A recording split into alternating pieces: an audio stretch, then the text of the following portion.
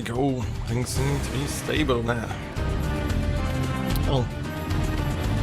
I don't exactly have that many followers in order for me to wait for people to show up, so let's just jump straight to where we stopped. God, I barely remember anything that I did yesterday. I was considerably sleepy. I have a certain idea of where I need to go now. Hey, soft dog. Oh god damn it, I have to kill it because of the door. You know what? You all just fucking die. You can. God damn it. You will die now. Daddy needs his souls. Come on. Oh, you dick. Just fucking fall. There we go. Free soul. Nope. What I call it. I really. Yep, there you go. I really wish I can find something that makes the combat with the Reaver like enjoyable. No one excuse. Single, so single and ready to mingle. There's a soul inside me. There we go. It's the combat with the Reaver is just, it is. Why is this wind thing coming from me? Is it because I have the wind power over there? Because I don't recall that showing like that effect before. Yeah, it is. There wasn't this before. This is a new thing. Demon! What does it change though? Wait a sec, how the oh, I remember now. God damn it, that guy will prevent me from getting up there. That was the correct direction, Raziel. Come on. We're not amateurs at this. Even though you seem to always dodge in the direction of the attack. That is not useful. Because it sends the enemy far away from you, so it gives him an opening for him to like release himself from the pressure you're putting in.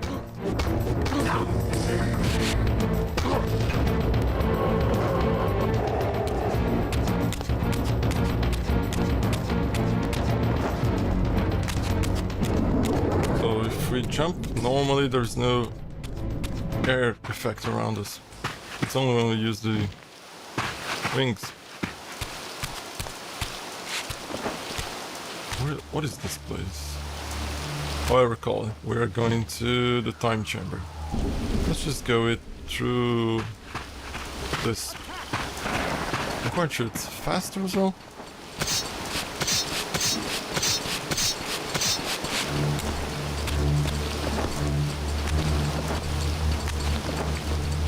There we go.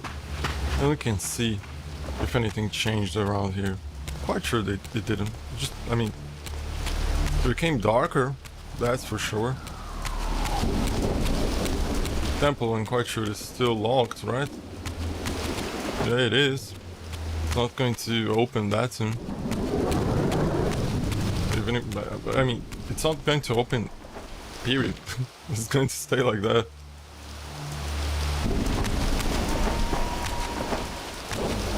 Fuck those guys over there. Let's just grab the Reaver. No, goddamn, I have to fight them. Otherwise, it's going to fucking be a bother. Boom. There we go. Open the time chamber. Fuck the enemy. Let's go back. Outside.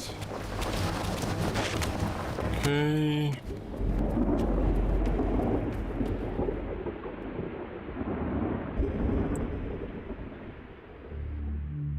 This is just in case I fall, right? There it is. Eventually, these locations is just it becomes like predictable, you know. You come around a place and you see like something down there, and then it's just doesn't exist in case I fall. It's like certain games where when you reach the game is entirely played in close quarters, then oh, god damn it, that was not what I was intended to do. And then you reach a section that is too open, like way too open, and then you just think, oh I see, it's a boss room, right? God damn, this is very fucking awkward to control. If you just go towards it, he doesn't glide enough. You need to like rotate around like that, but the camera doesn't help. And you barely even get close to the thing. A little bit like before you and would just fall. And this is a problem specific in this game. So Reaver 1, like when you had those currents of air that you could go up somewhere, like it was very simple for you to just glide up and for you to just hold there I think we held the button to, yeah, it was still the button to face the enemies. Here is like it's L2 instead of L1 if I recall correctly. But it seems to not work as well as it did back then. Okay, so as far as we know, these rooms, these time chambers, they need to be dialed in, let's say, in order for you to have an idea of where you are going. Unless this one is kind of a pre-programmed one. But then, why would there be a pre-programmed time chamber? What is the purpose for that? But to act purely on blind faith. There was no way to tell what error this device was tuned to, and I had neither the knowledge nor the means to set the machine myself. I hesitated only briefly. Then, throwing the switch, I hurled myself into oblivion and relinquished my will to the hand of fate.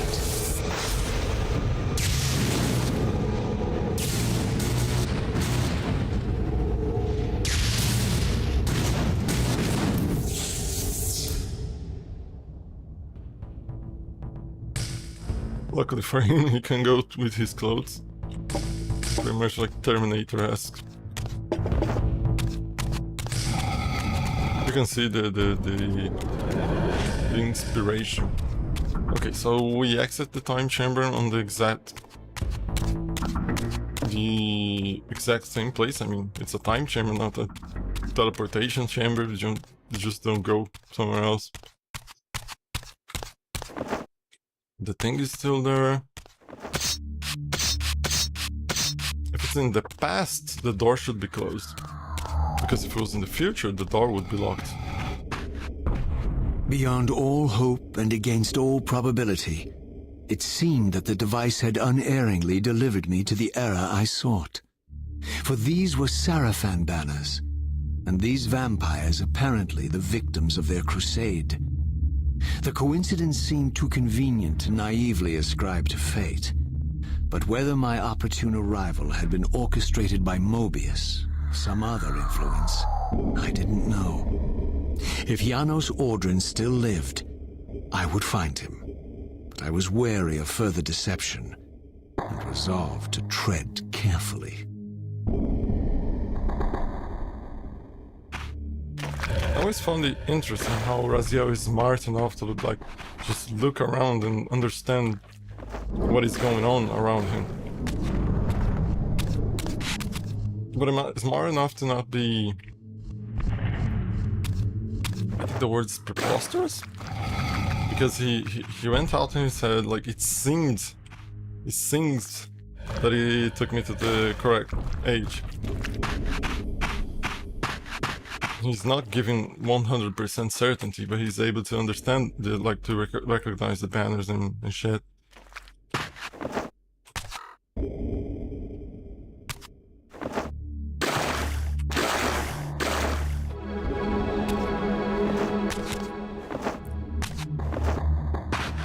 So he has a certain idea of where he is, but he's not willing to just go like, well, if I arrived exactly where I wanted. And then he's also smart enough to understand that if he arrived exactly where he wanted to, it's so much of a coincidence. Like, he didn't dial in the era he wanted to go to. The time chamber was already programmed to go to a specific era. Goddamn, the camera's just... it's fucking killing me. It was already dialed in for him, so there was no choice on his part, and he thinks that he's going to the correct location. It's too much of a coincidence. Can I go up there? Quite sure I can. There doesn't seem to be too much exploration.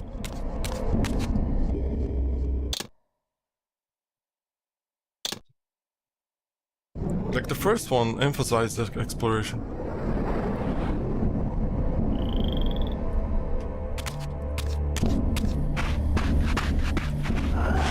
This one is too linear.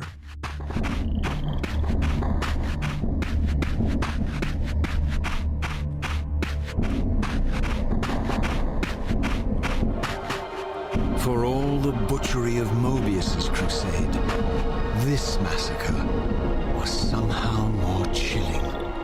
The killing fields of the Sarafan betrayed a kind of orderly ruthlessness, the cold-blooded righteousness of the true believer. That's the whole thing, you know, the whole thing with the Sarafans. Because they're killing all the vampires. As far as we know, it's kind of related to the Guardians of the Pillar, but I'm quite sure it is better... well... I can't fucking go there now.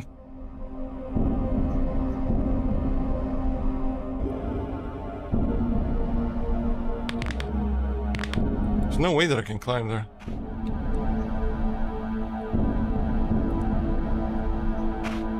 Let's just go first here, because I don't want to lose the air Reaver.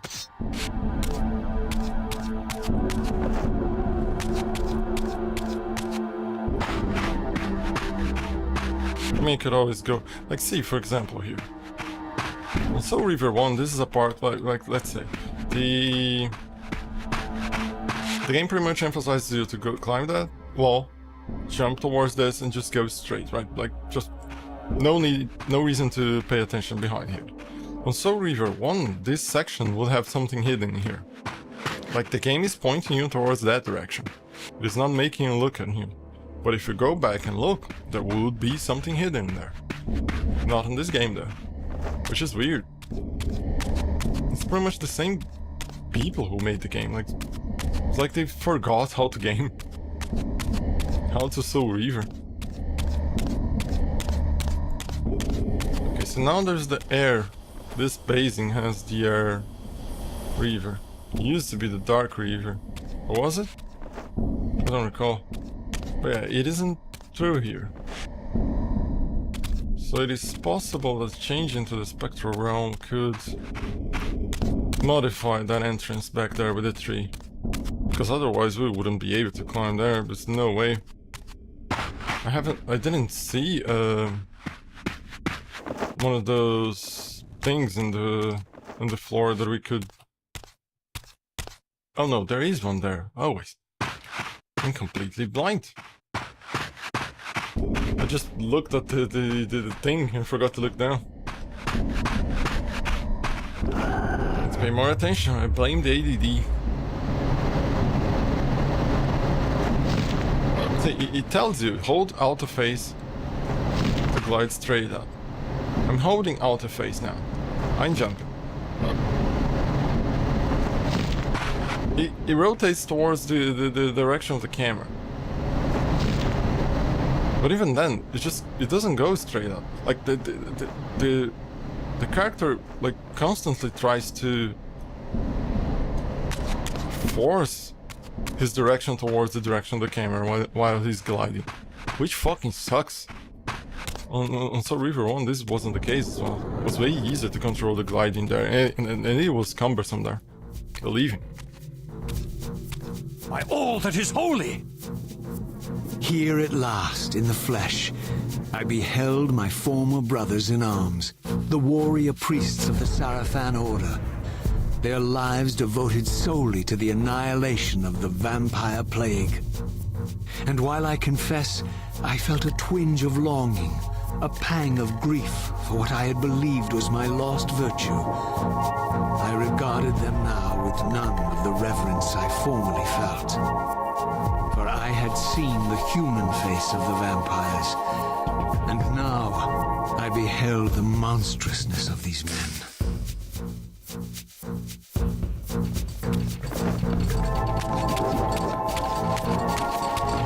That is not exactly a problem what he described there, because it wasn't a description. It was a comment on his thoughts.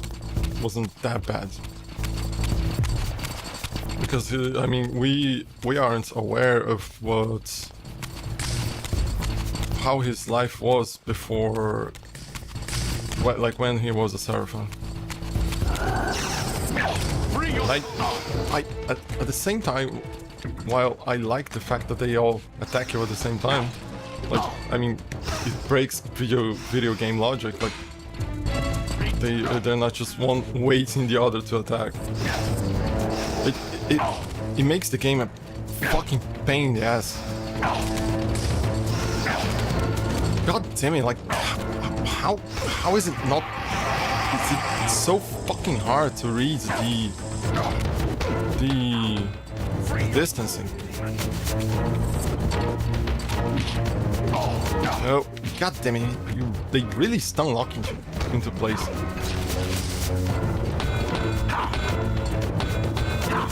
It's either that or just blocking everything. Fucking diamond. God damn it! Like they don't give a break. They're completely relentless.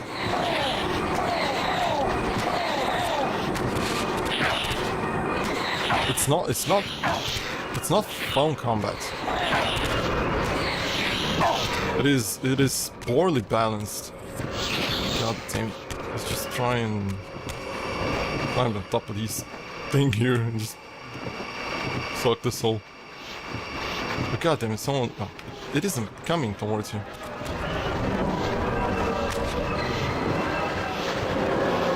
There we go. Otherwise we die and have to go way the fuck back there. I mean, there's a reason why on games they don't make it so that all of the enemies attack you at the same time. It's not because like to make the game easier. It is specifically so it is not impossible for you to react. It requires a game like for example, Samurai Warriors, the Musou style game. They have like tons of enemies around you. And even there they don't attack you all at once. It's a literal... God damn it, what the hell's going on with you, Rosio? It's a literal war game. And in a war game, they are not attacking you. It's not because it would make too hard the game. It's because you have a limited ability to react to all of those things at the same time. But more so, there is input delay, there is limitations on the way the combat is handled. Like, it would require a very complex set of combat mechanics in order for you to be able to handle several enemies at once. And it is something that most games are not entirely focused on. That piece of shit that is shooting things at me, I fucking hate him. I'm going for you next. You fucker. Yeah, run now, you piece of shit. Nope, no, you get back here, you dick. Even though you apparently are a woman. You fucking piece of shit. I'm gonna stab you like this until you die. Just poke it. There we go, bitch. Making things harder than they already are. Jesus, see, it's fucking unrelenting. God damn it.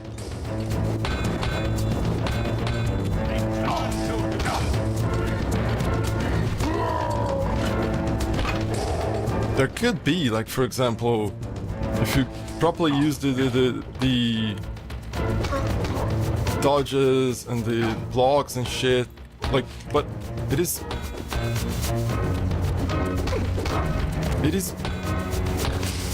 like, it is not, what word I'm trying to find, it is not rewarding to properly learn the intricacies of the combat. It's not like as I was saying before, like, you need very specific combat features and mechanics in order for you to be able to handle several enemies. Games that handle that, not even as good as it could be, at least, but as good as was made so far, is, for example, the combat mechanics on the Arkham games. Shadow of Mordor as well, and Shadow of War, that pretty much copied straight through. The irony of them copying the combat style of another game and then patenting the fucking enemy system. Pieces of shit. How can a fucking, like, company just straight, like, copying shit? Like, there was not even an attempt to, like, disguise the system. It is exactly the same system from the Arkham games. And then they just like, you know what? You know this thing we created for our game? Just fucking prevent other people from using the Nemesis system. Pieces of shit. Damn it, what? It is either too fast or it stun locks you. Return to hell! Jesus, fuck, man, what the hell is the combat?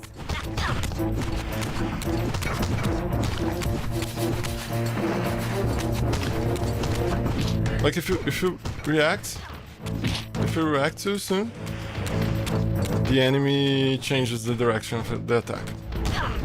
I mean, it is you.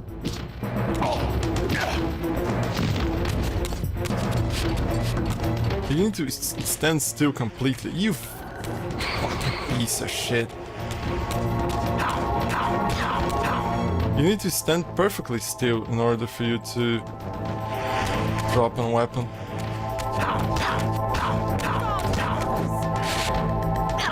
And then, if you dodge too early, the enemy changes the direction of attack and they hit you. If you dodge too soon, like, too early, too soon, same fucking shit. And if you dodge late, the enemy stun locks you. If you block, the enemy does a block breaking attack.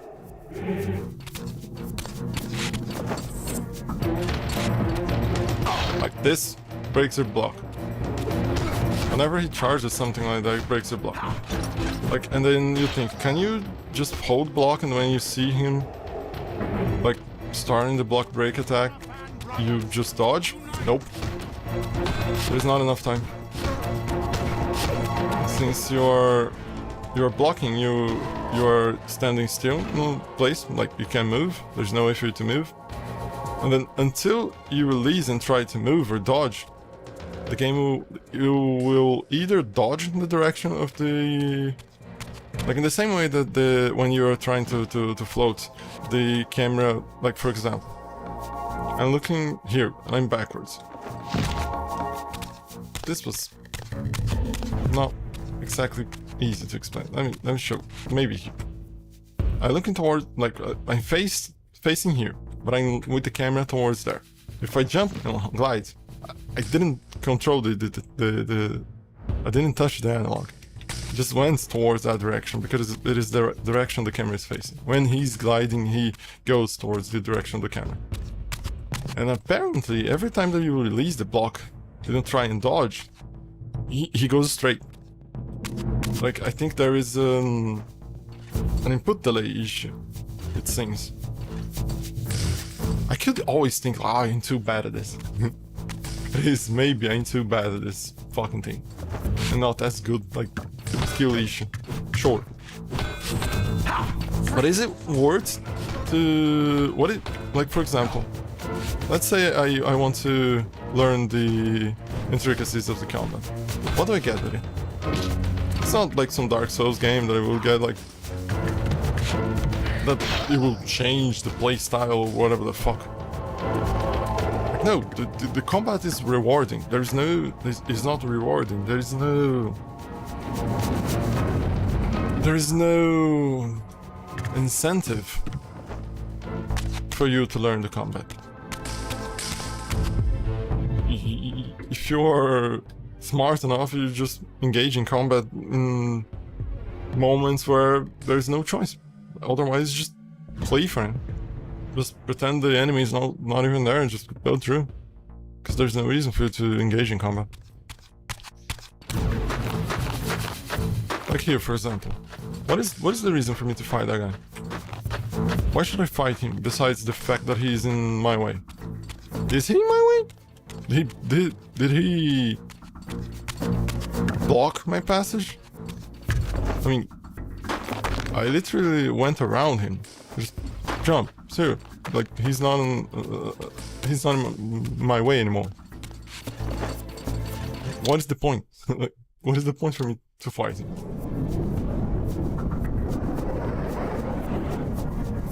If I do fight him, the combat is going to be ass. Are you going to hate the thing? I mean, if you fight, the more you fight in Reaver 2, the more you hate the game. And I don't want to hate the game. As I said, like, previously, I'm trying as hard as I can to like this game. And the game is just doing its best to prevent me from liking it. Like here, there's no reason for me to climb on this. God damn it. No.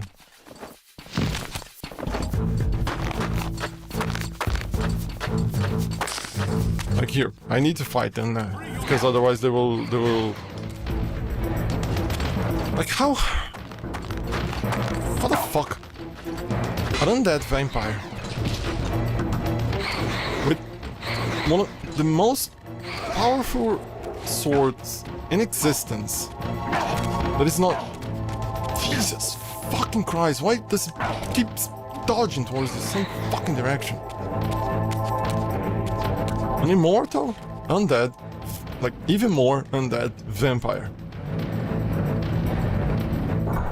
The most powerful sword in existence, in its pure energy form, is not able to fight against one or two guys? I mean, in a manner that would completely overpower them?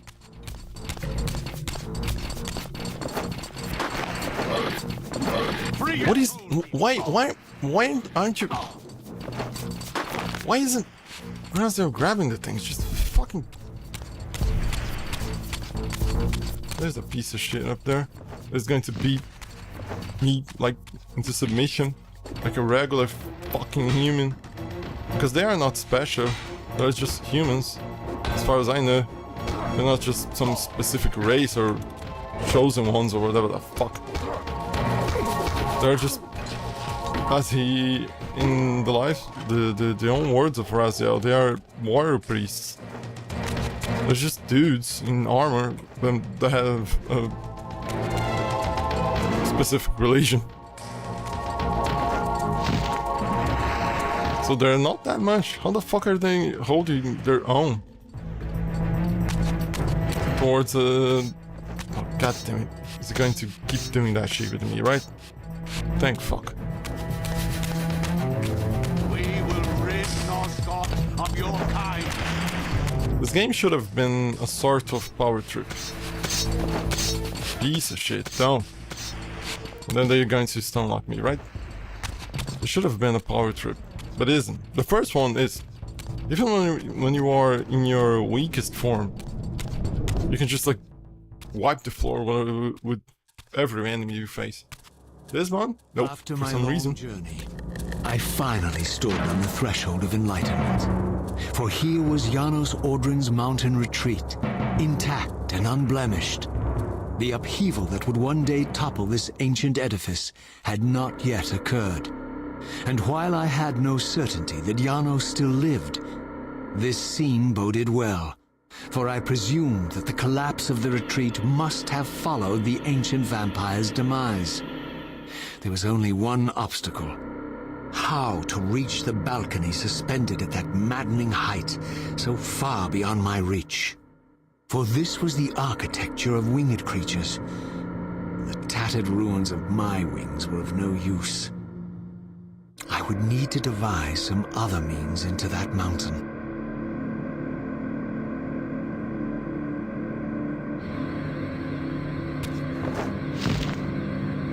Okay.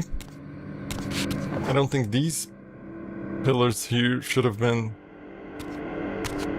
destroyed if the... Oh goddamn, what's the name of the guy? I always remember just Yordor. But I'm quite sure... Let me just fucking look for it. Like, if I've never seen Rhythm. Maybe that's why I don't... It's not locked in.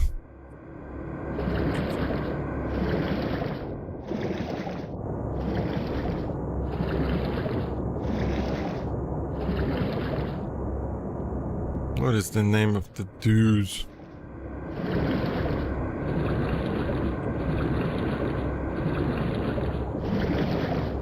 There's Vorador, which is the guy who converted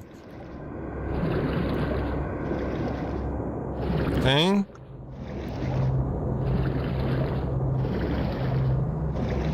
I probably can find his name on Vorador wiki page because it will show up that the other dude converted him.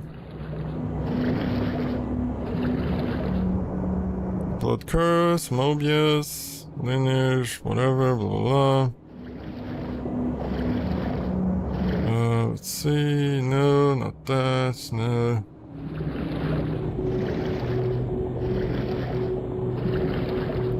Seraphon Strongholds, Malek, that's another thing.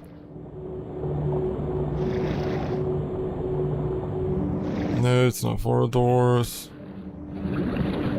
God damn it, what the hell is the name of the other guy? Let's see, is there an easier way for me to fucking find his? Probably Seraphon.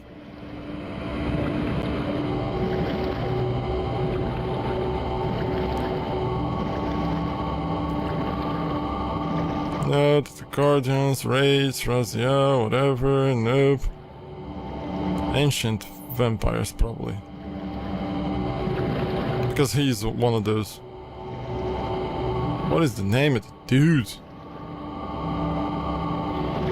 Janos Aldrin? Yeah, that's the name. Janos Aldrin. Janos Aldrin. Okay. I think I can remember it easily now. So, oh god damn it, my life was just going down all the time. There was a hole in the ice, which indicates that maybe there is something I need to do underneath the ice. But as far as I know, there won't be anything. Like there's zero exploration here.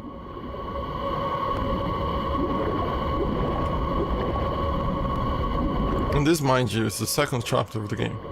The first one is when Raziel is in the past.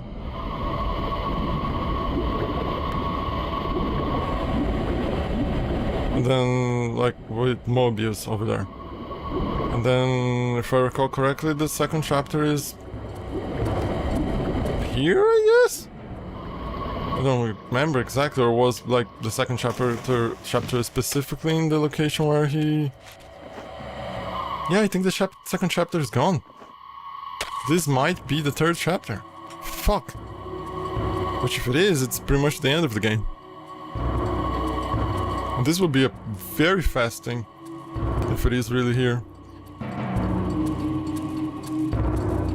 Yeah, it is. Yep, this is the third chapter.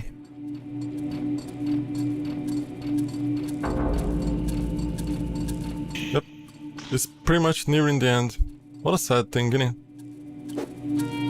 It's just a matter of completing this section, the game is over. That's it.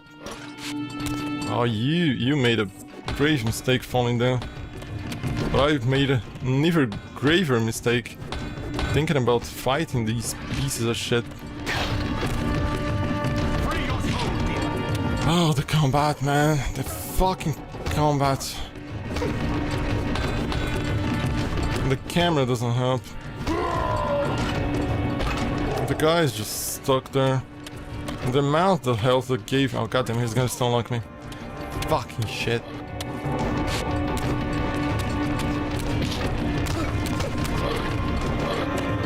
Like, you know what sucks even more?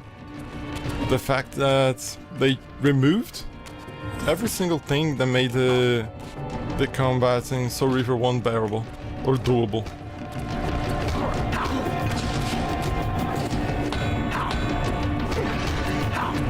Because combat in Soul Reaver 1 is not the greatest as well. It is one of its weakest points, if you think about it. Like, to the point that combat is so not good in Soul Reaver 1 that you... Oh goddammit, I need the... Oh, that's why maybe that's why the ice is broken, because there must be a base in or some shit. No, there is. Thank God. I don't have to search much. The combat is one of the weakest points in Soul Reaver 1. So much so that the... Oh, I don't give a shit to you. Even with the Reavers, just... Fuck me. God damn it. And it doesn't give you a so... If this is the last section of the game, it means that there won't be... This is the light Reaver. Fucking hell. I thought it was going to be the air Reaver. Still need to fucking find it. God damn. What lies there? I mean, I can go up because I don't have it. I ain't going to have to go down inside the fucking water, innit? I don't think I can reach there, can I? Ooh, I can. There we go. Over there. Please, let there be. Oh, there is. But, yep. Nice. Great, innit? Fucking hell.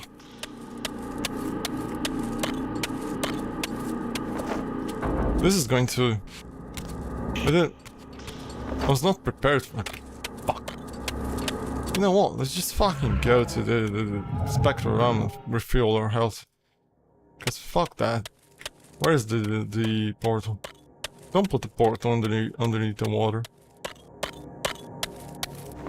So yeah, the game is shorter. There's less, like, look at this fucking thing. Look at the size of this shit. Look at the size of the place where we are. Look, like the swamp is just a very small section of the game. And it's right in the middle, right there. Let me see if I can put it. Fucking. No, there's no way for me to point to the cursor. I mean, I could enable the cursor in the thing, but then it would be showing up every single time because I always forget the cursor on top of the window. But then the game is like what? 10-20% tops the amount of game that was in. Why are those souls completely standing still?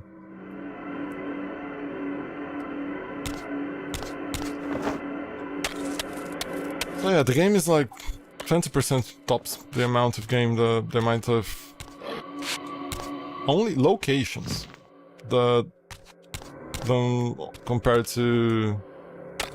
Fucking hell, my gamepad keeps fading the goddamn cross. X, whatever, it's all the same.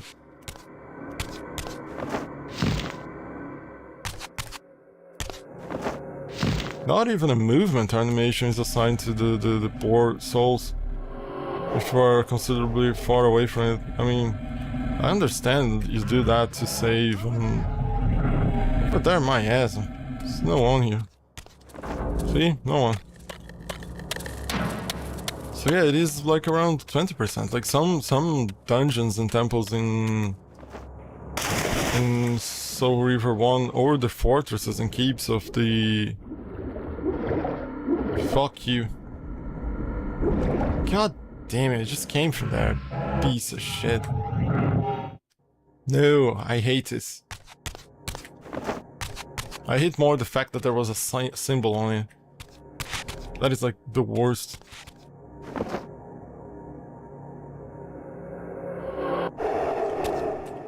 How the fuck?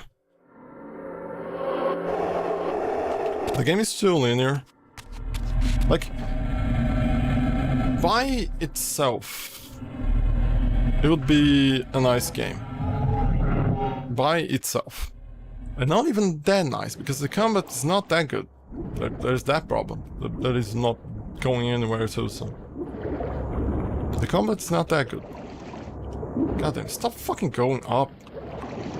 You just hold that cross and just drink water at the same time.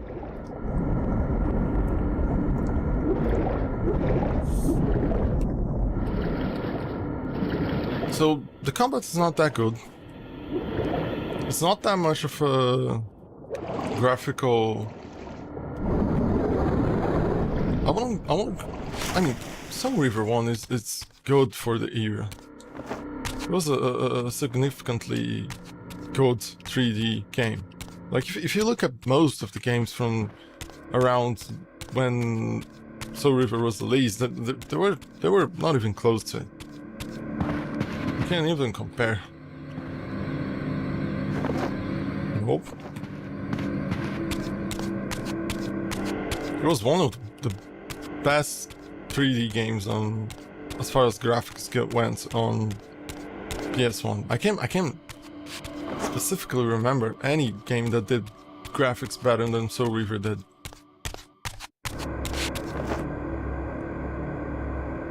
It was able to do a lot with the little we had. Do I need to bring the blood from down there from up here? So yeah, that was a good thing for the PS1. There's the whole thing about not having any loading screens. Sure, this one doesn't have as well, but this is PS2, I mean. If you're not able to do a no loading thing here, like what the fuck are you doing? Up to this point now. At least like even... God damn it, I need the fucking Reaver.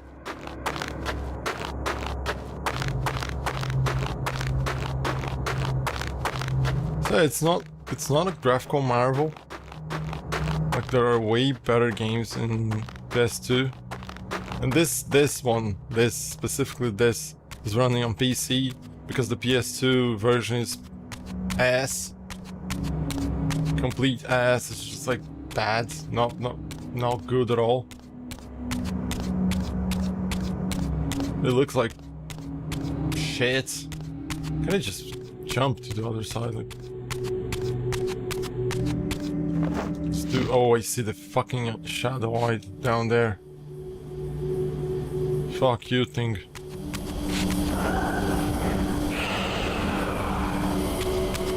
So yeah, it's not doing much. It's not pushing the industry forward. It pushed the narrative forward, that's for sure. And I'm quite sure Defiance, even though it isn't an open world game, as far as I remember, it's way more linear than this one. And as far as I remember, it's a way better game.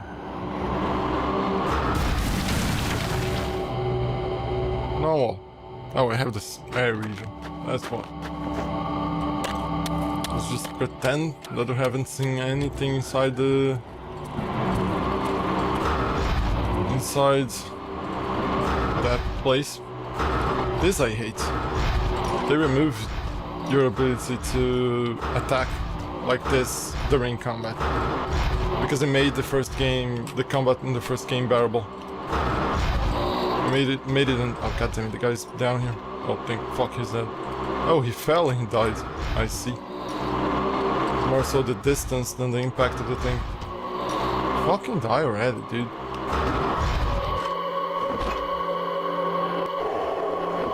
So yeah, it's not doing much. It's a shame. Really, Brazil? God damn it. So Reaver 2 is not doing much. The graphics is better than the first one, but then that is specifically because of the change of generation. Like, if it wasn't, again, what the fuck are you doing? Why are you releasing a game in another console if the graphics are the same? That of course, that applies. Oh goddamn, what do I need to do now? I grab the dark thing and I go inside there to blind the eye. I think. So I can... fucking hell.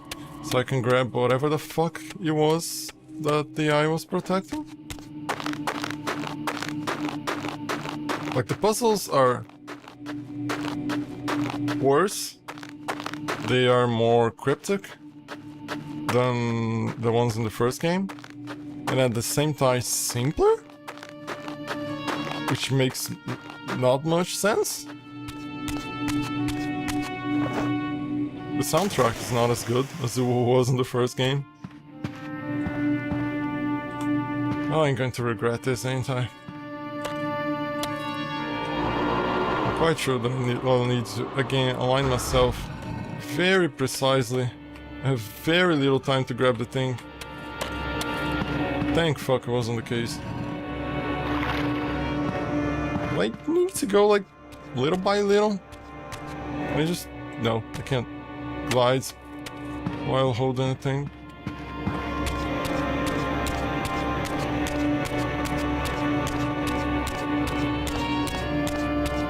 But yeah, it's not doing much.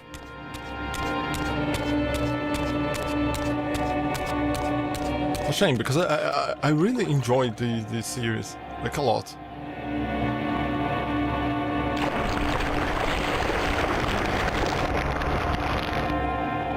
I enjoyed, like, the idea, the universe, the things that happened. But apparently I enjoyed the first game. And that's it. I've yet to play Blood Omen though. Which is one of the next games that I'm thinking about. I wouldn't say like the next game, but one of the next games.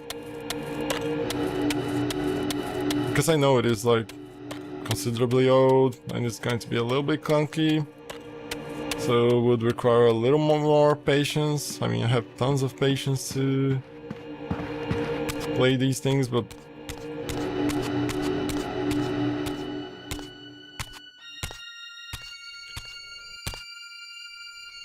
the mountain's interior was hollow, I discovered, and graced with soaring architecture unique to its creators.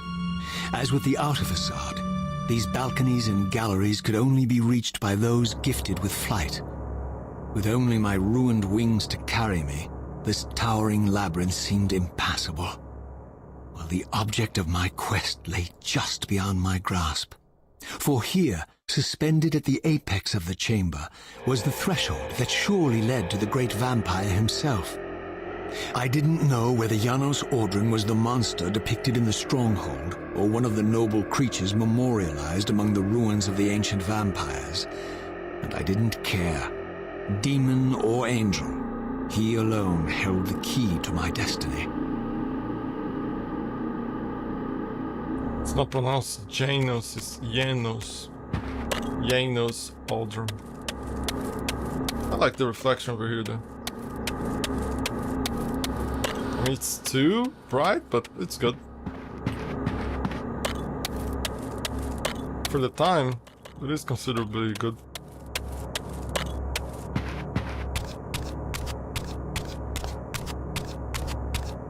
I mean, this was what, 2001?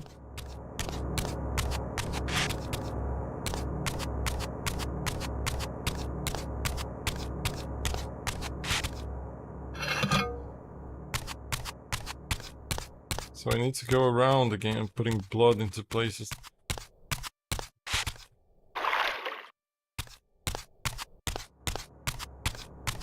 But why is there two things though?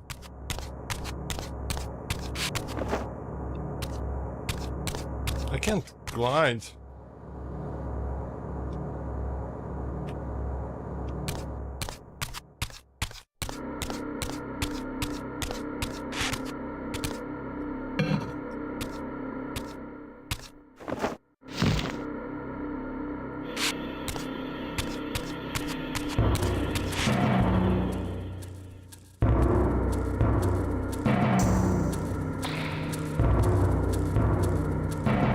I recognize that. I can shoot that, and it's probably going to open that thing, and I will go around and grab the shield in order to go there, and I go do the thing, go all around the place towards that. Yep. Can I just jump towards here? And just skip that portion, just straight at the shield bearer?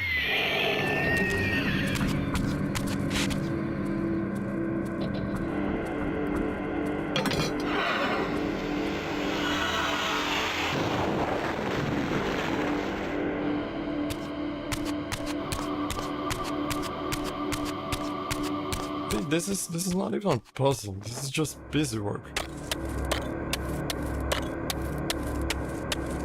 Can't even call this a puzzle.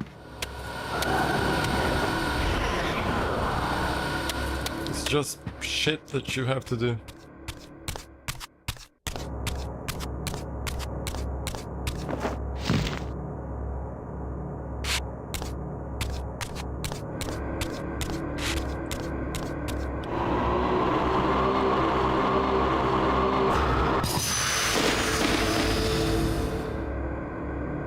For example, did I have to shoot both in order? Like one after the other in order to work? I wonder.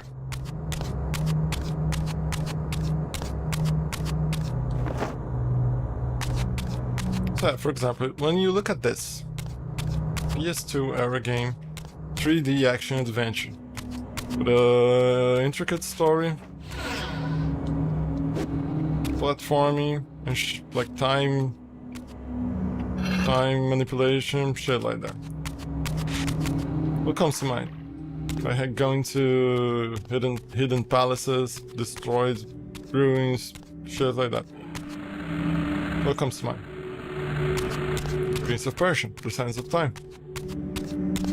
It's pretty much the same game, but good. But it's better. The combat there, good, crisp. Did I grab the thing there? I did. Very nice, the combat in Prince of Persia. Meanwhile, here, not as much. Very clunky, considerably boring.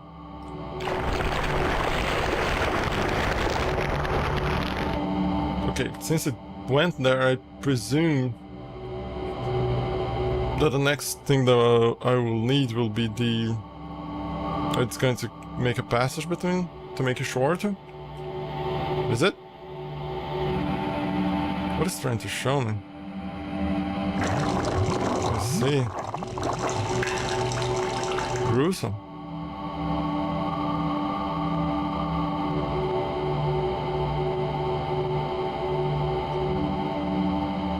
Oh, will it? Oh, I see. In case I fall down there, I can just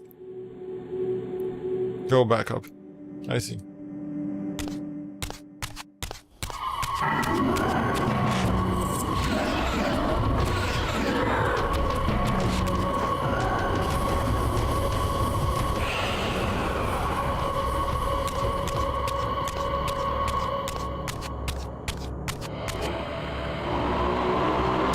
That's the thing.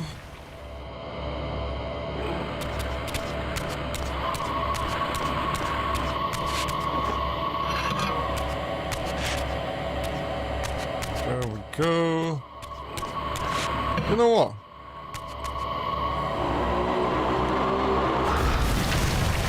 Since this game has no achievements. No, oh, god damn it. No, oh, nope, I'm not going to make this mistake again. Let's go until we find both the locations.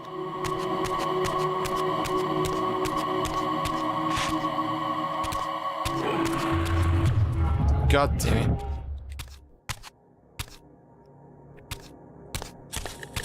When I saw the eye, it was too late. Oh, there's another light things in there. Where's the... there is.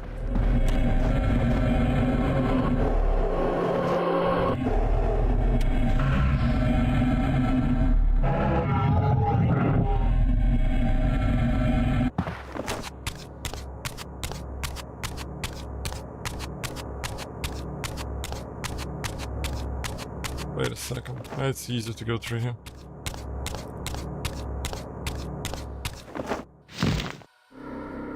Like I've played before the... No, we need the Shadow Reaver. Where was it? Don't tell me it's way back there. Because I really don't recall having seen a shadow base in here. Just the light one down there? The air one over there?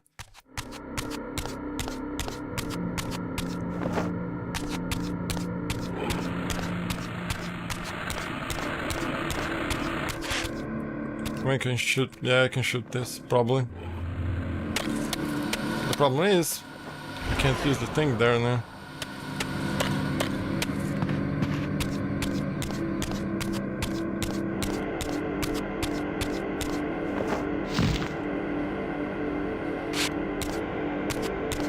Like, is it a puzzle if I don't need to think? What? What was that? That's odd. So yeah, apparently you need to shoot straight and hit both. Yeah, it makes two sounds at the same time.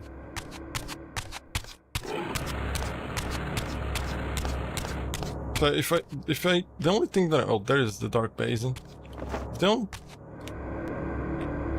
fucking really. There's no way for me to. Oh, goddamn. Oh no. Oh, you fucking kidding me? I need to do this. Get down here. Grab the jar. Fuck me, man. Grab a thing. The blood or whatever the fuck it is, that red liquid. Let's presume it is blood.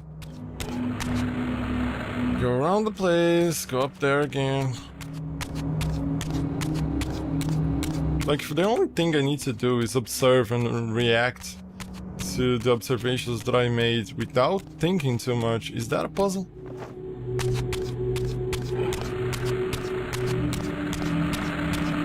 Like, I don't exactly need to think what is needed to do in here. I just look at the thing and just go, oh, this one like turns those on. Like, oh, there's a base in here, I need to carry blood in here. Like, could that be considered a puzzle?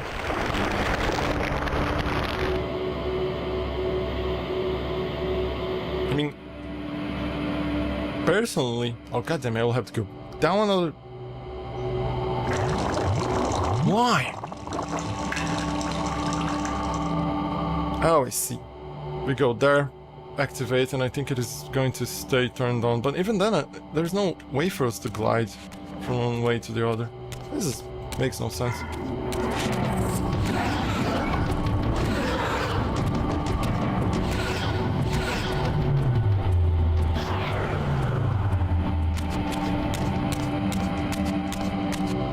Like, think about this, like, a game. The game is called Soul Reaver. Most of the time, you shouldn't use the Soul Reaver because it just drains your life. Using the Soul Reaver makes the game harder. Engaging in combat, which is a considerable portion of the game, makes the game harder? Is the thing going to be turned on again? And I'm going to exit and it is going to fucking blast me in the face. I'm not going to risk that. I got the goddamn shield locked there and having to fucking fight the dude again. Nope. I'd rather go the way around.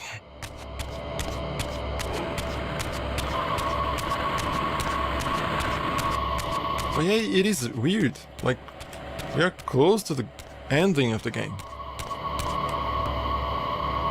No, not over here.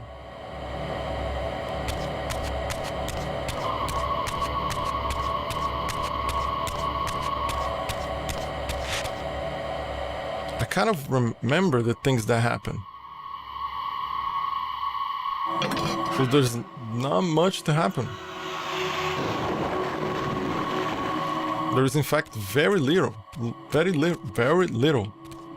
happen. Oh, God damn, now we just have to go back there again. While we are at it, let's just turn on these things. I don't know if they stay on for long. If they do, let's just turn them on. We are here. I mean, if you have to do busy work, let's just fucking do it now. Sooner rather than later. We needed to come there to grab the jars as well. It just doesn't matter much.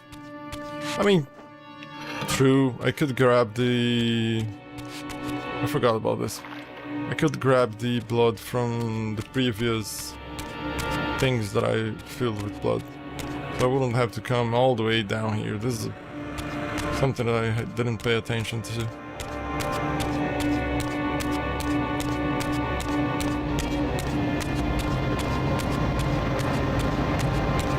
Like here, I could grab from here.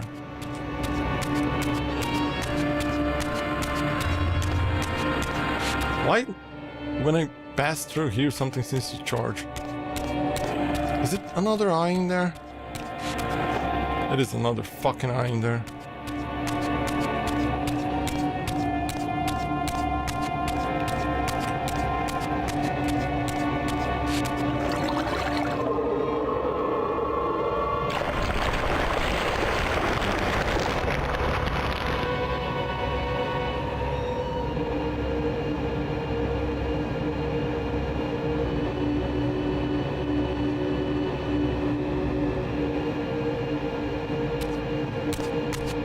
Like, look at this, for example.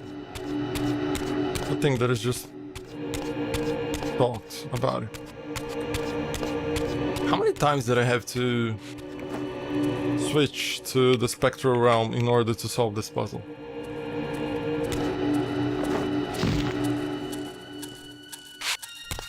I don't recall any, like this specific puzzle here, if we can call this a puzzle.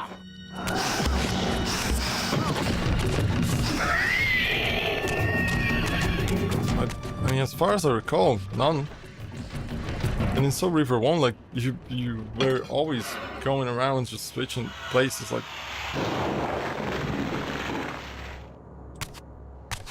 We had to... Goddamn, there's another one over there. We had to switch once in order to... Can I just fucking jump from here to there? Yeah, I can. We had to switch once before entering here, like, under the lake. I think that was it.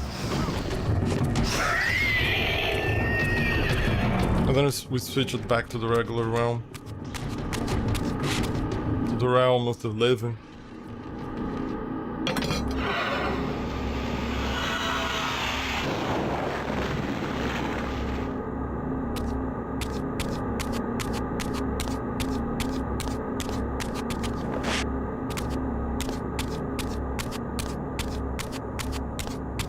So another one of those, let's call it basins to fill.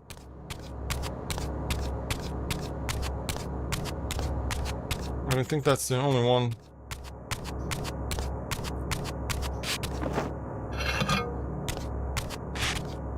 Doesn't look like there are ones there.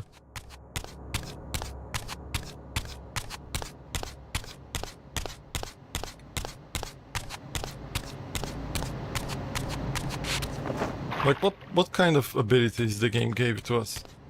The Dark Reaver pretty much does fuck all. Blinds blinds the eyes. That's it. Pretty much what it does. But I don't recall it doing anything else besides that. The Light Reaver, you can shoot at those. It's, as far as I'm aware, the best one of the three. It functions as a torchlight, like a flashlight, a torch. You can shoot those crystals, and I think that's it.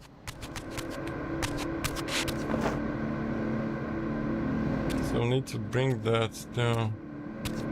It is always done with the crystals, right? Yeah, it is. Should do it from there. But I don't have the lights. Oh, I think I see now why these things exist. I still have the air. Oh, goddammit, I could have.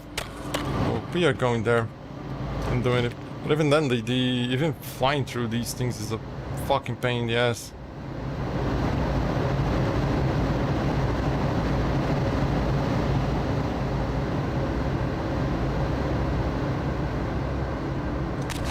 Where is the last one? There it is.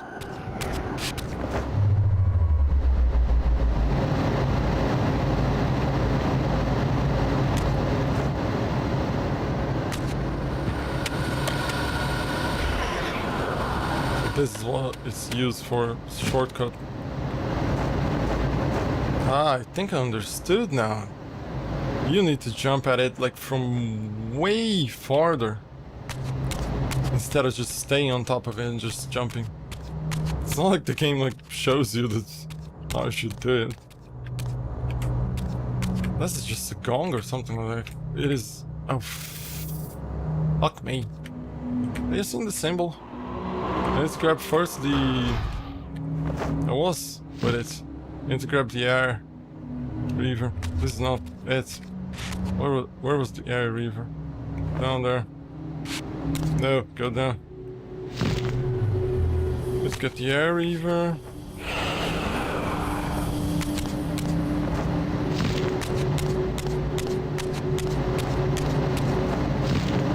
Because when you jump from a farther distance, it gives... You have the extended time in order for your Raziel to engage in the action that allows you to just go up instead of just going forward. So now it's just... Is there any fucking thing that I will need to break? There's another one of those that I need to cross. Let's see if there's some shit there to break.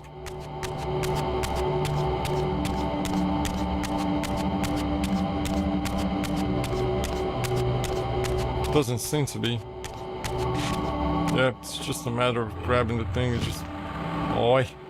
I was quite sure the eye over there was trigger happy. Like, jump from the way, like from a distance, and it works better. Nonsensical, man.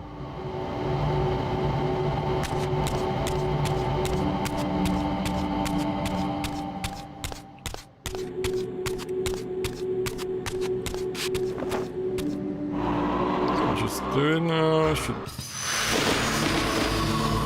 Bring the bridge down, then just go around the other way. Shoot it down as well, and another bridge down. I think that's it. So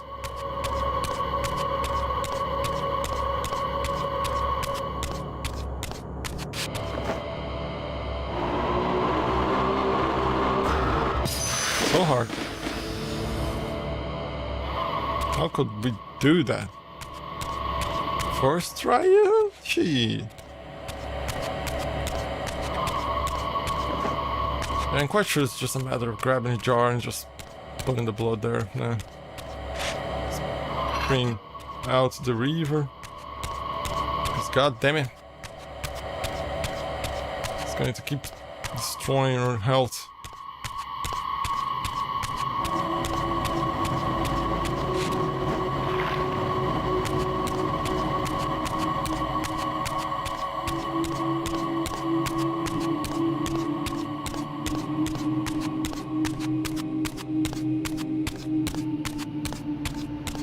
There was this one behind there. Forgot about it.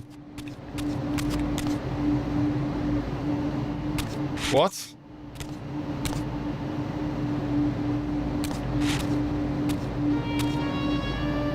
Silence. There's no sound when he's walking in these thingies. These ice bridges or glass bridges or whatever the fuck it could be. Is that the last one?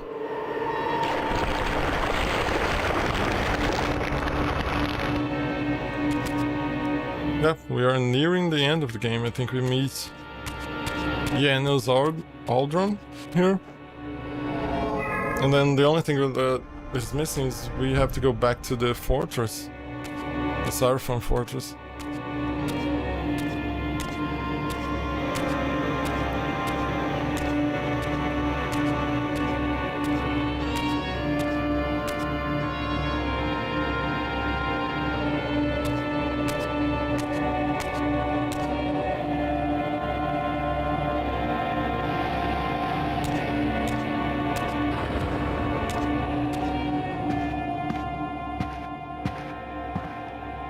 Janos Aldron?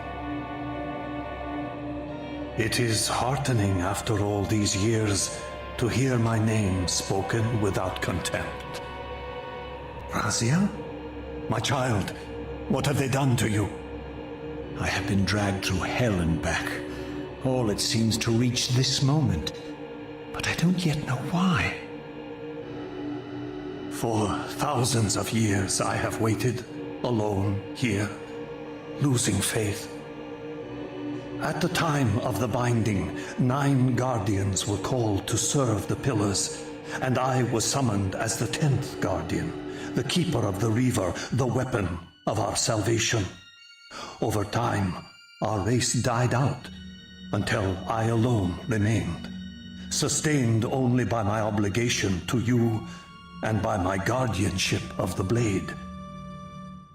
And the other 9? Why did their guardianship not sustain them? I don't know. As our race dwindled, the humans prospered. I have watched over the centuries as our history faded into myth and finally receded altogether. The humans have forgotten us entirely and claimed the pillars for themselves, wholly ignorant of their true purpose. To them, I am merely a devil, the origin of their vampire plague. Why would the pillars summon human guardians then, if they are meant to be served by vampires? The pillars choose their guardians from birth, Raziel, and vampires are no longer born. This is the crux of our dilemma, and this is the terrible irony.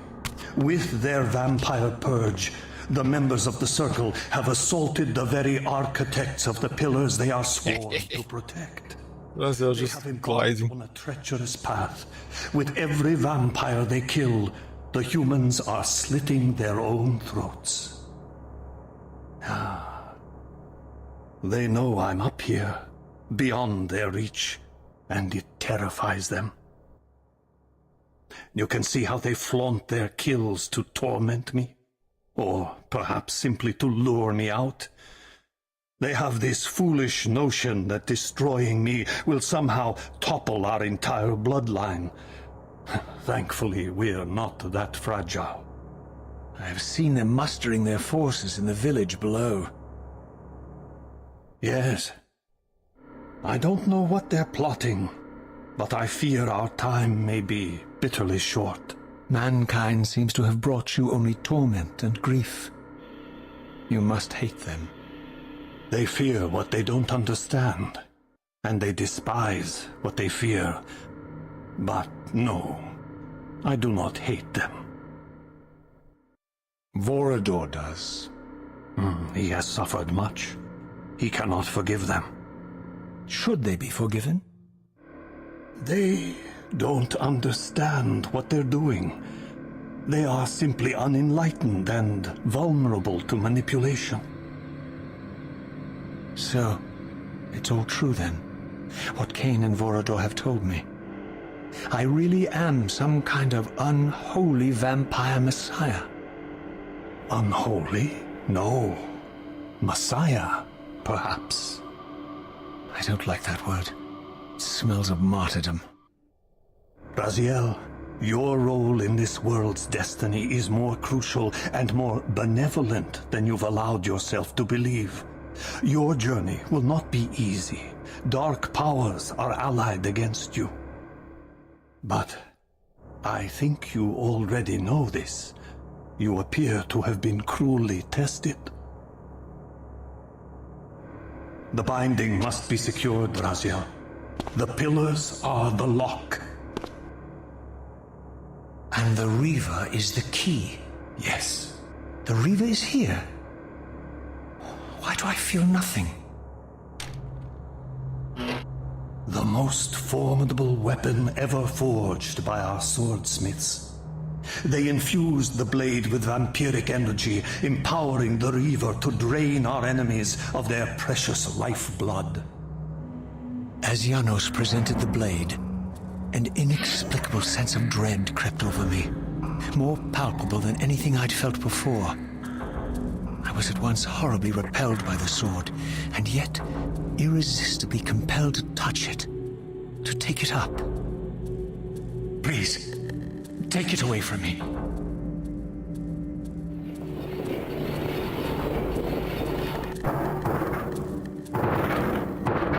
I fear you have been followed.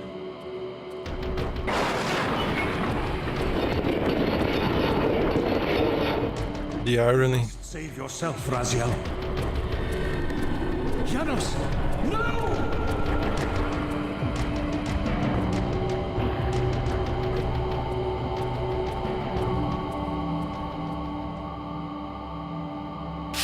My surroundings whirled sickeningly, and I found myself transported safely away from the ambush to an adjacent chamber. Janos had delivered me from the Sarafan, selflessly forfeiting his own safety to preserve my life. And now I feared that my newfound mentor would be slaughtered by the very crusaders I had so recently revered. The irony pierced me, and with dawning horror, I realized that I had been duped by Mobius from the beginning. For the Sarafan had simply followed the path I gullibly blazed through this sanctuary, and had arrived bearing Mobius' staff. Thus armed, they had Janos at their mercy. Through the door, I could hear them battling, less than a dozen paces away. But it may as well have been 1,000 miles, for this barrier was sealed by elemental forces I did not possess. It seemed Janos had conveyed me into the heart of the fire shrine. I thought perhaps if I could galvanize the forge and imbue the Reaver in time, I might have a slim chance of saving Janos from his grisly fate.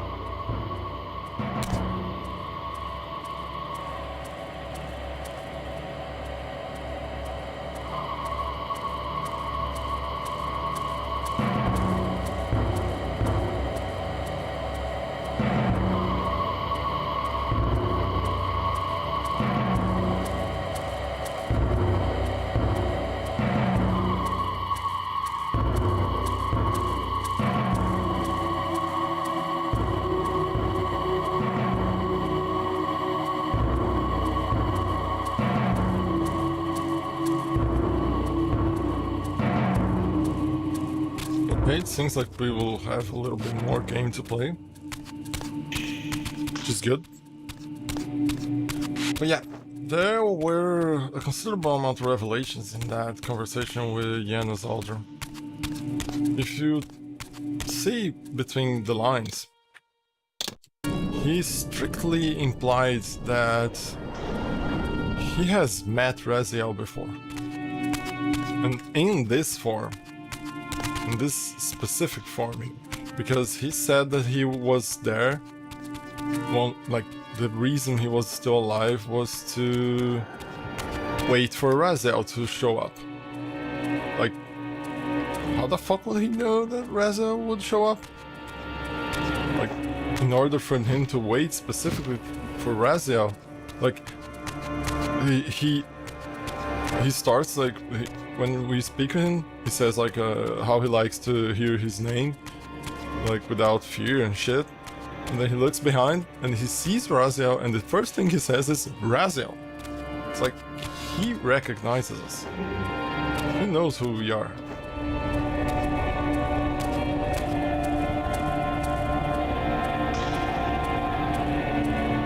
Let's see, we need to...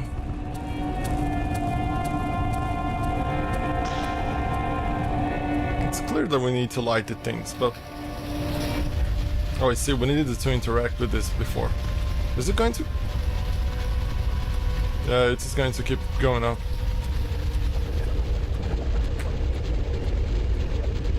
I see. If it detects that I don't have the thing, it just goes back. Okay. So just grab the thing and we have to keep jumping towards the next platforms. Carrying the torch figuratively, and can I jump towards there or there? Let's go towards the middle. Yeah, there we go. Oh, this is not that hard.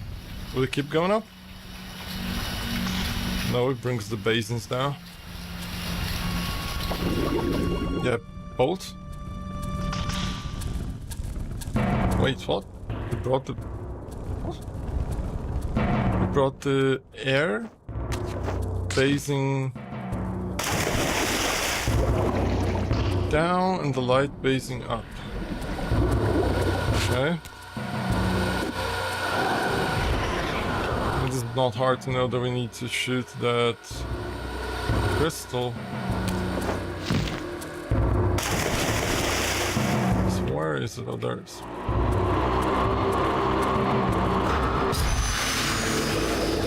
Not hard. So it drains the blood now. And freeze the air basin. And then grab the air Reaver and just go turning the things on. So we can jump and glide towards the... How the It's timed?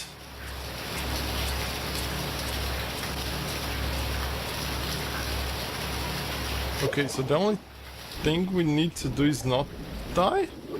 And that's it?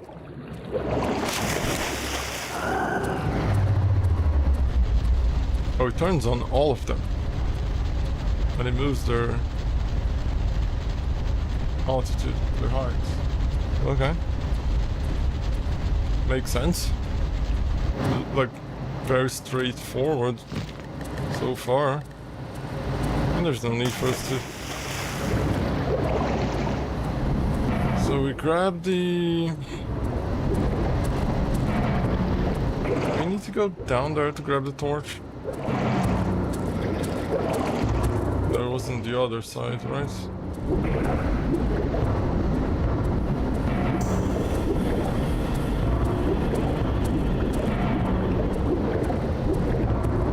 Yeah. There's only one torch left.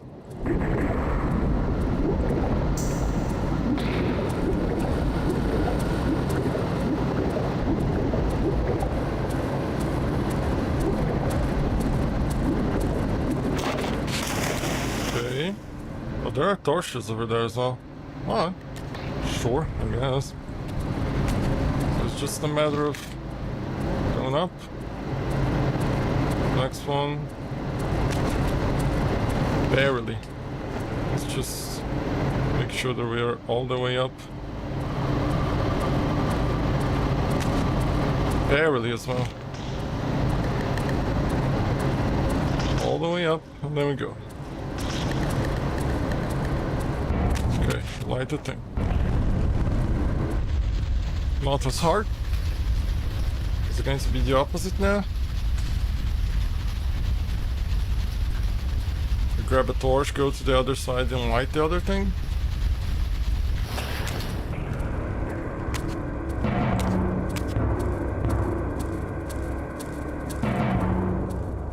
Do we use the light again?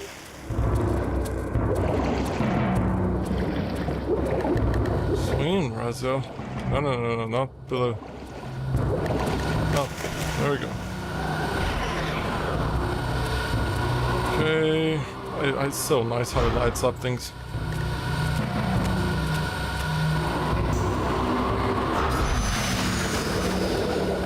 Lowers and drains the things. Oh, it's going to be timed. So I have to grab the torch, do the thing, and go across. Right? Yep. Let's wait until it turns off. Oh no, we don't need to do it from here. We can do it from there. So we just shoot. And then we grab the torch, light it up, and just go. All at once. And just not that. I'll just look before to see if I can find a proper path to go to. So this one is clear. God damn it, what just happened? Mouse just went in front of everything. This one and the sides, and then up there. And probably the center before going on those last ones. Yeah, I think this one, that one, center, that one, and probably one in the end as well. Okay. Not as hard. Let's just wait for it to go all the way up. But it's very red, the air coming out through the thing.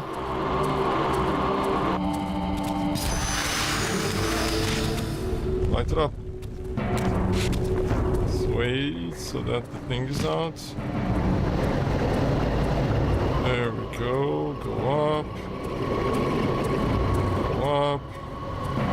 Yeah, it's just like I thought. Go over there. Here. And it's going to be a very tight. There we go. Is that it? Where's the torch? Where's the fucking torch? What happened to it? Where's the fucking torch?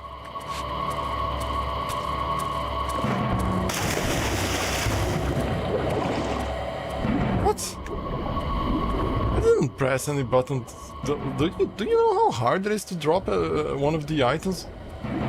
Like the item you're holding, you need to stand still perfectly. Crouch down. Then, like, look at this. You can't just like press. You can't just like crouch and try pressing square. You need to stand still and then press square in order to drop. And it disappears. It's fucking bullshit. Did it disappear with time? If that is what it happened, fuck me, because it's not going to be easy. Let's pay attention to the fucking torch. Now we're like not waiting. Oh, I think I know what it is. I have to go around the blood. Yeah, the blood is pretty much like putting the torch down. I see. This is a puzzle. This doesn't rely specifically on observation. This is a good one. So it's just light. Yep. It's like the Olympic torch. Lights the embers of the forge.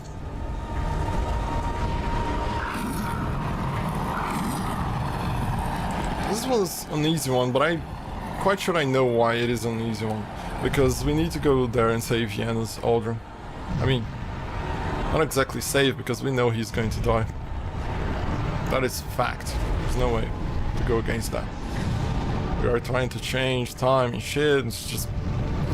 the shit is probably set, like, already set up. Like, we decided to knock you, Kain. And even after going to the past, like, the time should have been... I mean, of course the time is changed in the future, but it would, like, send ripples through, like, time, literally.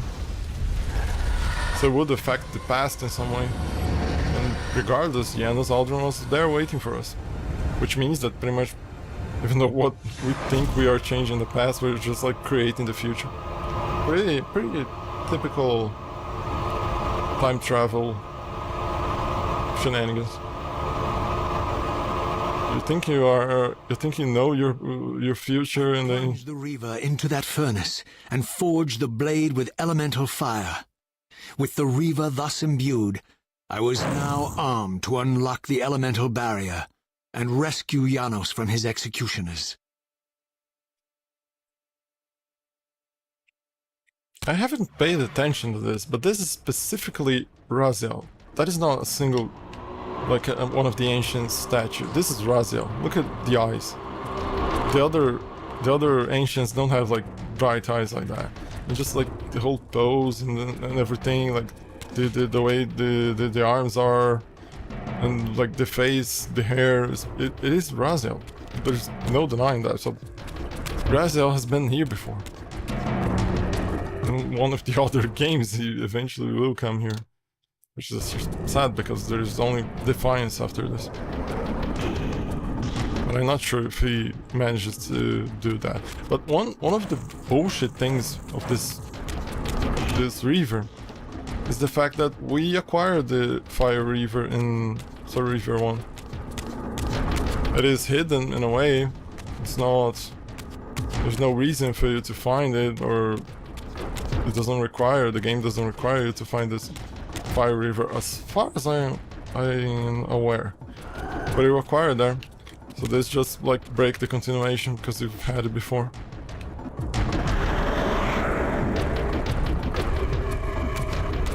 Oh, it's funny how he jumps trying to cross the opening.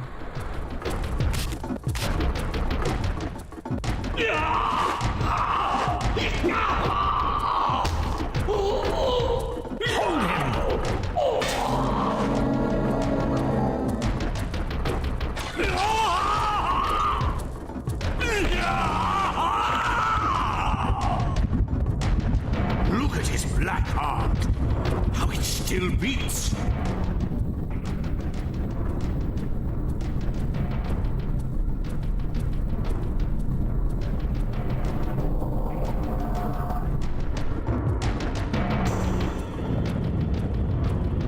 The fiend intends to bury us alive.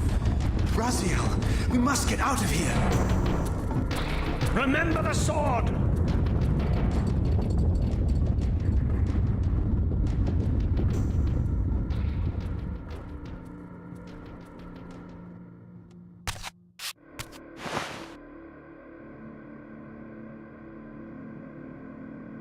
Forgive me. I'm sorry. I failed you. No, Razia. Perhaps this was my true purpose. Simply to save your life this once. While I have taken yours. Embrace your destiny, Razia. You must reclaim the Reaver. It was forged for you and you alone.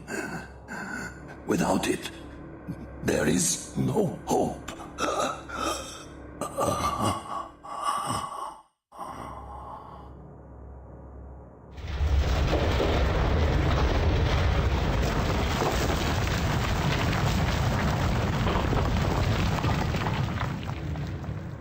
As I backed away from Janos's body, I was overwhelmed by a sense of self-loathing so deep I could barely contain it. In that instant, I rejected all that I ever was, and embraced the role Janos had safeguarded for me so patiently throughout the centuries. I knew then what I had to do, the task for which I was uniquely prepared. I would pursue the Sarafan dogs to their loathsome fortress and avenge Janos Audrin's murder. Mobius would pay dearly for his treachery, and my Sarafan brethren would reap the horrors they had sown. I would retake the stolen Reaver, which was rightfully mine. And finally, when all these debts had been paid, I would reclaim Janos Audrin's heart from their filthy, unworthy hands. If the heart was truly imbued with the power to restore vampiric unlife, its highest purpose was clear to me. I would restore the heart to Janos, and thus undo the vile crime committed by my abominable former self.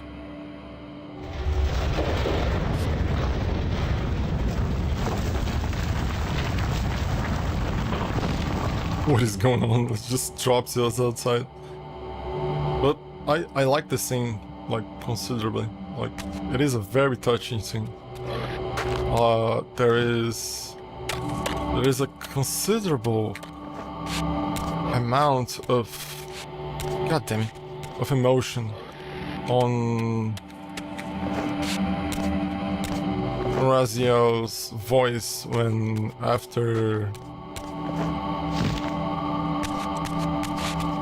like, Janos is, god damn it, oh god damn it, there was an error, god fucking crash, and I didn't save. I can't believe it. I'll have to fucking do everything again. Did I save? I think I saved before Janos is killed. God damn it. Old things. That is the problem with old games. And yeah, as you can see, I've prepared something behind the game screen in order this shit happens. If the game screen ever goes down, there's something back there to indicate that something fucked is going on. Yeah, it is very interesting how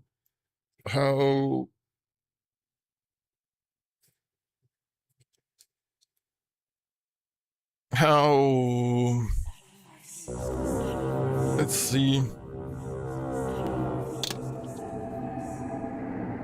It's very interesting how Janos speaks like perhaps his sole purpose was saving Raziel this once. And there is a considerable amount of emotion. I wonder if I can skip the cutscene. I mean, it's a nice cutscene, but to me it's just singing. God damn it, the other windows are not in their correct placement. There we go. There's a considerable amount of emotion when Raziel says that, well, while I take yours. Like, you can see, like, the voice acting for it was so good. You can feel the sadness that he has for having... Yeah, there's no effort. Good. Like, pay attention when he says, while I take yours. Or something similar to that. There is a considerable amount of emotion in that. And I hope it doesn't crash again. But then Raziel is probably not seeing this when he says that the Janos Audrin heart is supposed to bring back vampire unlife.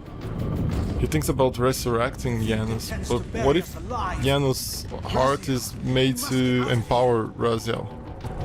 And possibly not exactly resurrect him, but give him the powers that he had in life or something like that, even though his body is like completely destroyed. And like in that way, Janos like kind of surviving through him. Forgive me. I'm sorry. I failed you. No, Razia. Perhaps this was my true purpose. simply to save your life this once. While I have taken yours. Embrace God fucking damn it, man. Shins me shivers just hearing that. must There become is- the Reaver. There is a considerable amount of sadness in that voice acting, man. Without it, there can- is you can- no hope. It's like when you are close to, like you are on a party or a rave or whatever. There's loud sound, like loud music, and then you can feel the music vibrating inside of you. When he says like, "While I take yours," Away from like you Janos' can body. feel it like directly going towards him. Self-loathing so deep, I could barely contain it. And it's nice how he switches from All that I ever was, and embraced the role Janos had safeguarded for me so patiently throughout the centuries. It's nice how after seeing this he changes from, oh, I was so good, so like a force of good before Kain transforms me. No, you were a piece of shit. You were just one of the other pieces of shit, like humans doing shit that they were told to, they don't understand. Brethren would reap the horrors they had sown. I would retake the stolen Reaver, which was right. And I know what happens. I know what will happen afterwards. I remember it. These debts have been paid. If you haven't, I would reclaim Janos' someone hasn't seen, just it is interesting what happens. worthy hands. If the heart was truly imbued, There was there was a little bit of a foreshadowing its in highest this thing, purpose was clear to me. like when most of the Janos, it's not exactly an earthquake that is occurring here. crime Let's say committed by my abominable former self. it's the fact that both Raziels are in the same place, and like reality is crashing down on itself. But I don't like how it just drops us there and just fucking glide. Please don't fucking crash again in the same place. I don't want to fucking have to go through this again and not be able to skip the fucking cutscene. Just go, not stop. Let me save. Let me save somewhere.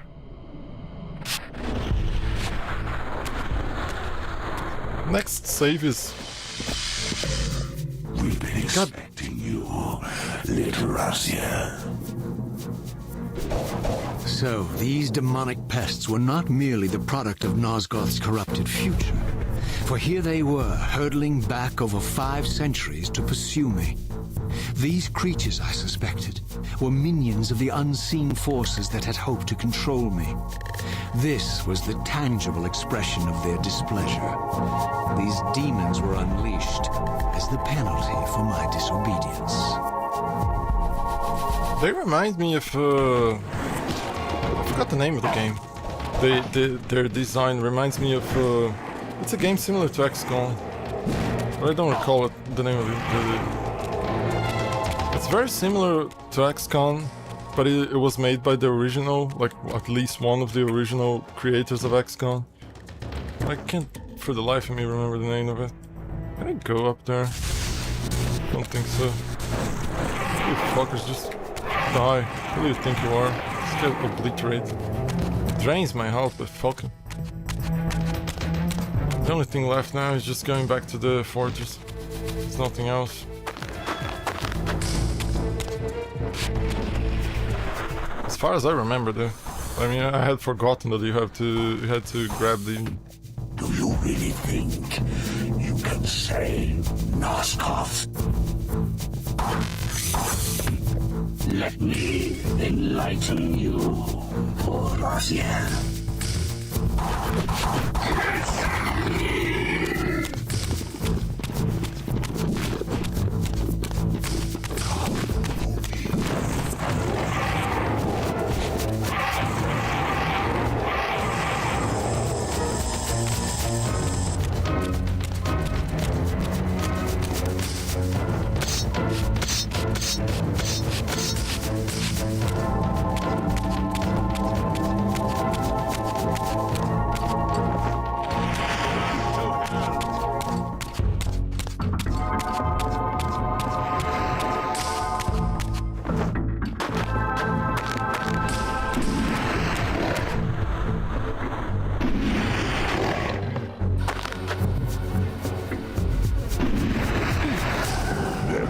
is the savior of Nosgoth.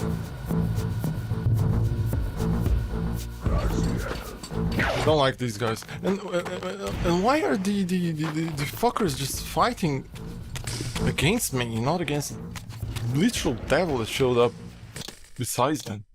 Fuck them. Like dumb pieces of shit. Fucking Seraphon. Free your soul, demon. Fuck you.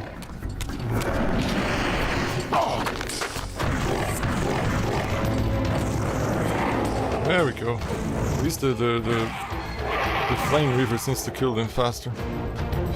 But still, it is draining my health considerably because it's powered up. Fuck you. You are going to be killed regularly. Just let me punch you. I fucked.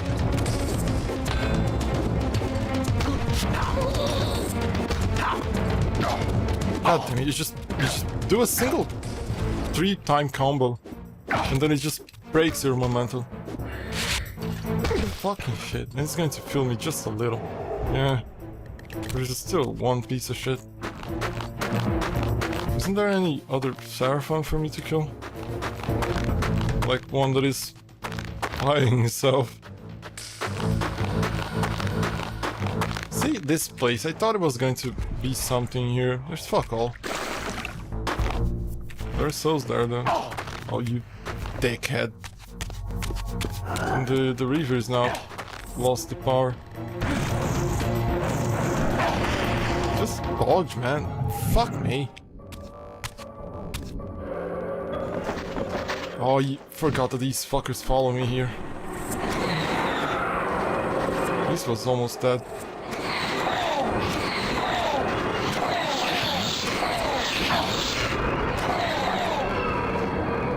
Soak. Where is the portal? Where is in the fountain?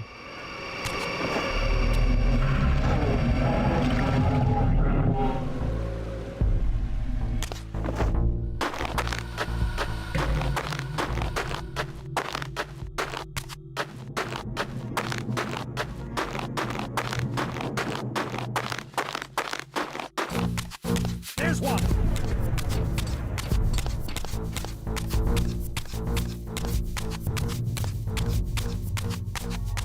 Razo still looks like it's walking over a waste. Oh, goddamn it, no. Don't close the thing, I'll close the thing. And I have a regular Reaver now. Like, it's considerably hard to gauge the distancing of your attack. What is fucking wrong with this? Why did I grab the fucking sword? It's going to be a pain in the ass now to drop.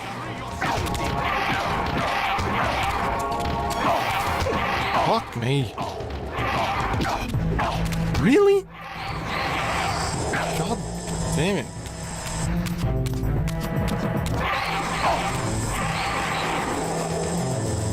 There's no soul to acquire.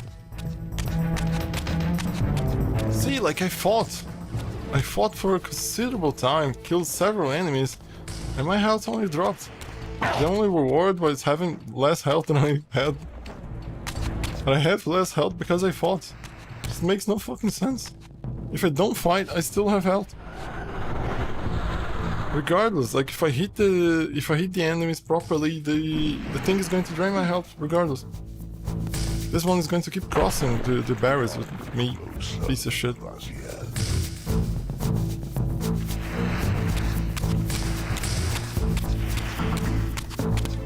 Well, I'm quite sure that I'll have to kill him with the Reaver, with the Fire Reaver. Well, he's going to keep pursuing me, which is going to be a fucking pain in the ass. It's not gonna be easy, and the problem with the Reaver in here is that it doesn't power up.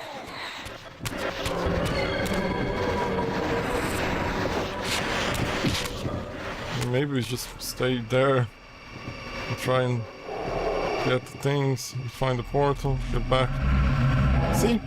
The environment itself is made so that it's bugged. and in your favor. Grab the thing. At least it bugged it enough for you to... for him to miss the attack. God damn it, this is not going to be an easy... Like the amount of dodges that we need to do in order to get out of his way. It was way easier, just useless. Just it seemed like it was going to be... Speaking about it, there's no bosses. I just noticed that. There wasn't a single boss. I mean, so Reaver 1 bosses weren't like, they were specifically like shit, let's say. You didn't fight a single boss in there. You just go around the environment and find ways to kill them.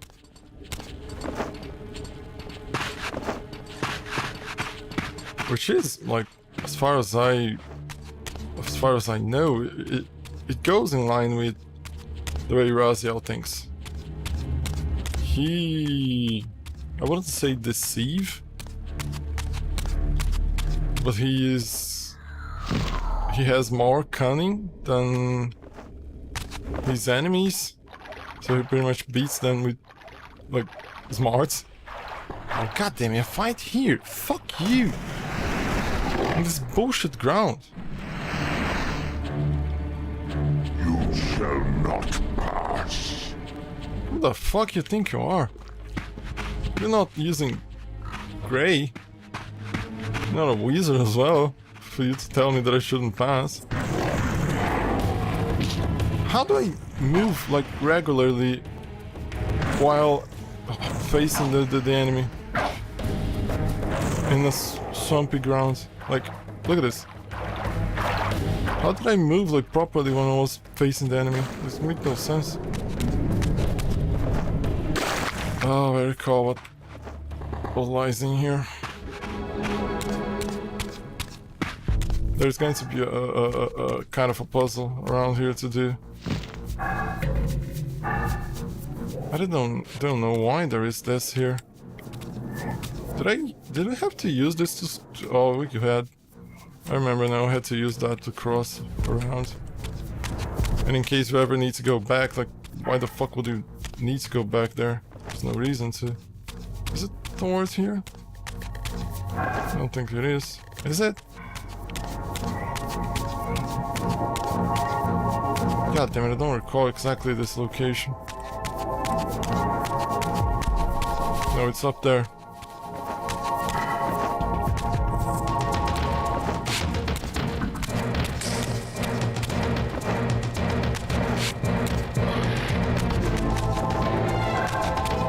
These enemies as well. Complete pain in the ass. No reason at all to fight them. Oh, fucking kidding me. Why are you fuckers following me here?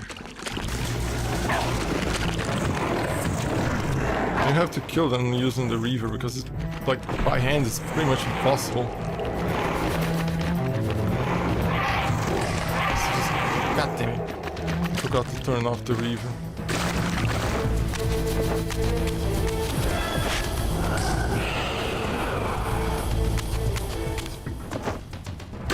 Let's turn this on. Oh, fuck off. Is there another thing over there? I don't think there is. See, like, is there any reason for us to fall specifically in this location and kill an enemy? Not much. We could try and get a soul out of him, but it's not worthy. It's not worth the time. Like, more like fucking let's just bounce.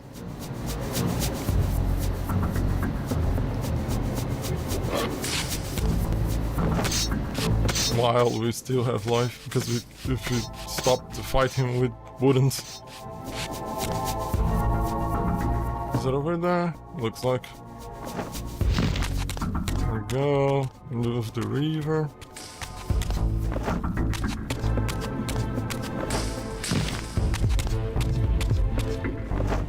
Grab the Fire Reaver, because if it is here, I will probably need it.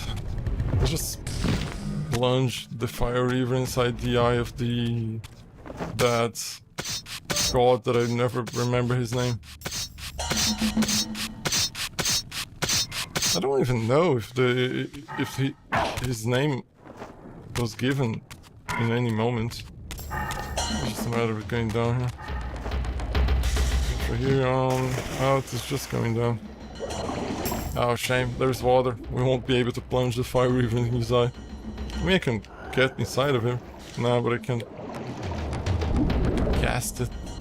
Hello. Don't start talking to me. Let me just... Oh, the pillars are pristine, it seems. It is before everything just goes down. The Guardians should be all alive.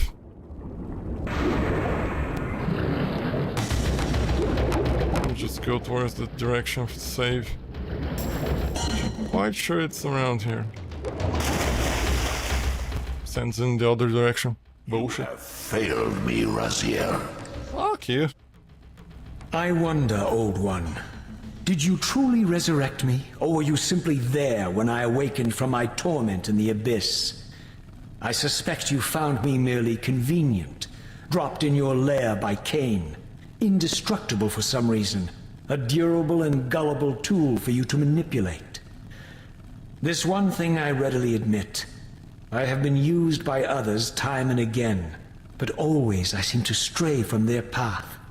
What is it about me, demon, that makes me such an unreliable instrument? Why do I survive one trial after another, on and on, in an endless succession of humiliating deaths and resurrections? It seems there is much more to my destiny and my history than I know. Perhaps more than you know as well.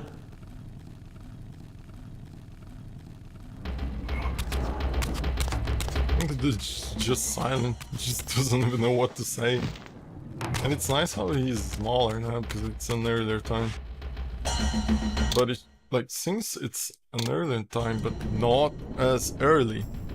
And from the time he is now to the time he is when the pillars have fallen, and when the pillars crack, and then by the point where you reach where Raziel is resurrected, you can see like considerable growth, very considerable growth, and the size he is now pretty much indicates that he's recent, he's young, let's say, because there's only one eye, there's very small amounts of tentacles, so he is...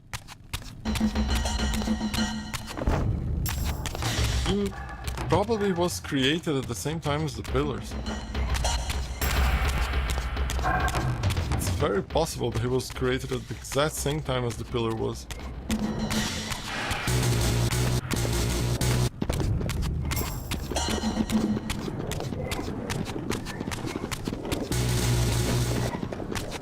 Why though? That's unknown, let's say. Because as Raziel said before, like, it could have been said that he was this, like, from a certain point of view, it could have been said that he was the sole destroyer of the pillars. Because it seemed like he was the one who broke them. Like after they were drained of their power and whatever.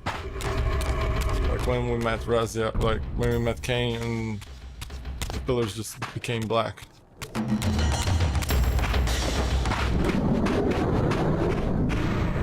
So that's pretty much it. This is the whole game.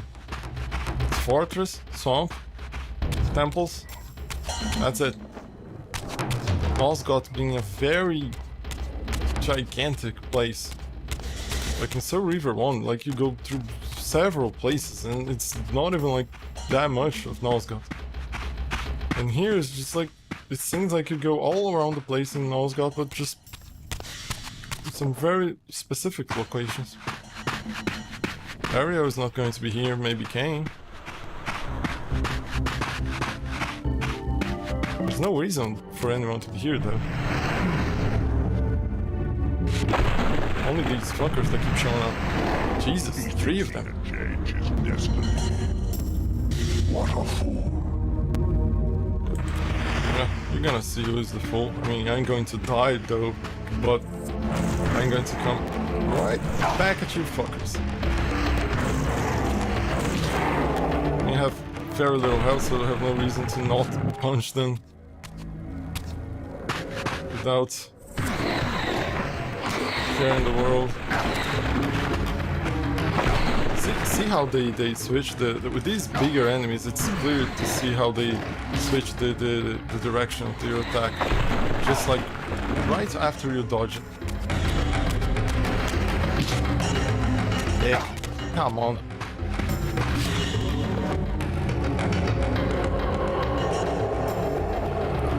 We do a little cheating. Come on, fill me up.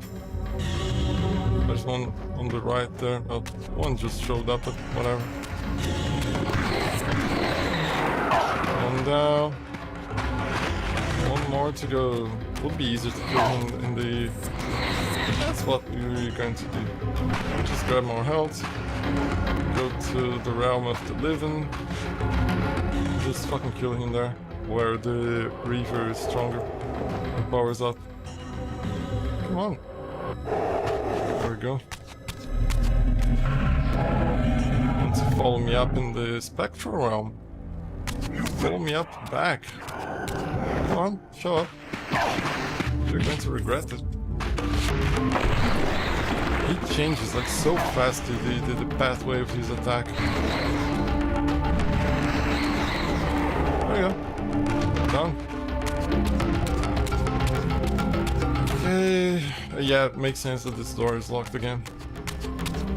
It isn't barred, but it's locked. And the guy's like outside just getting. Just fuck you.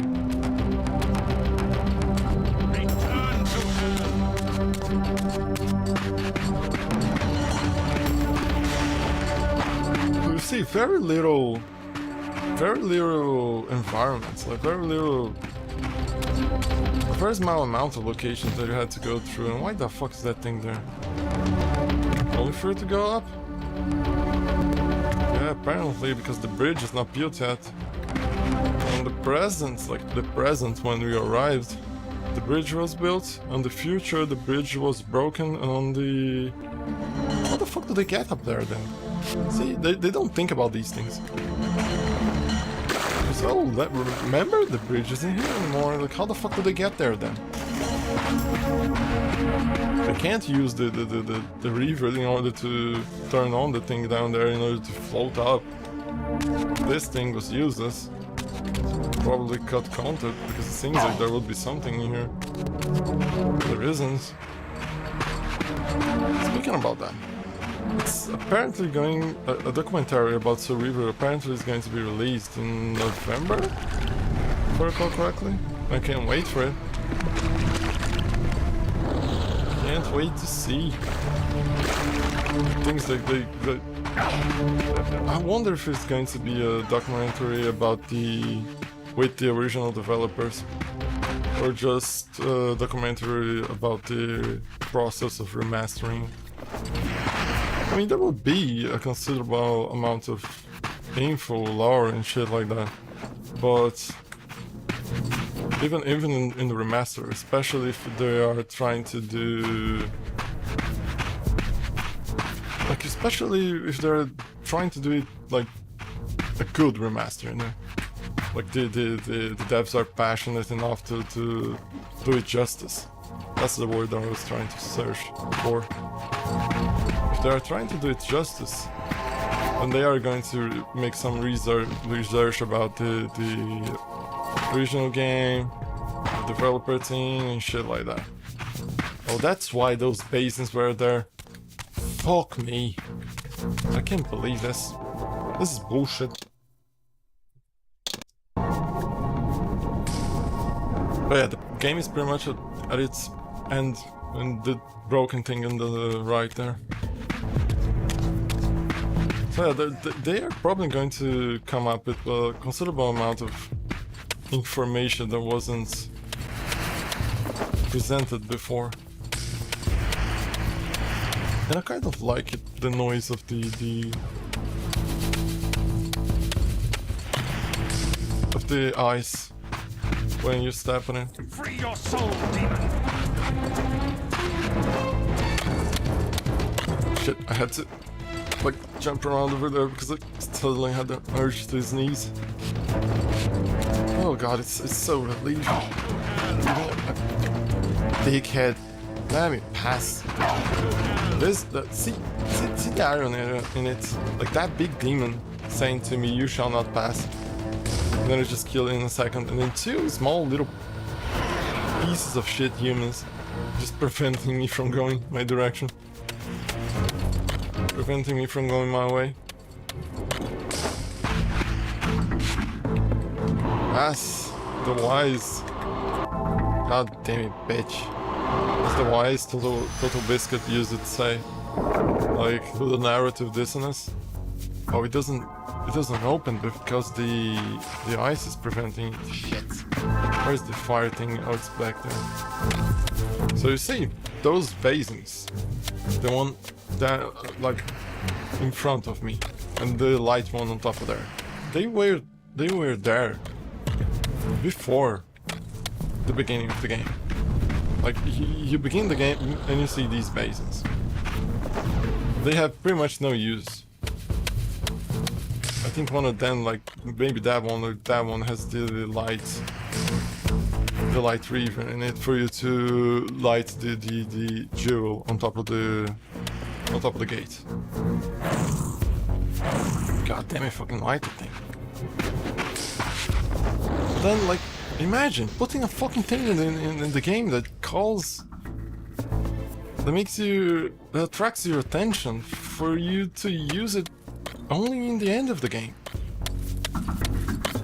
Like that is, if it was properly made, like if it was something cryptic or something that you would be, like for example, playing 10 hours. Don't fucking stonewalk me. You would be playing 10 hours of the game. And then you...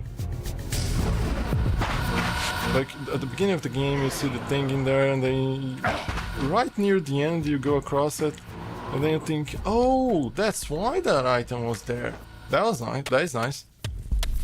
Like, but the item wasn't...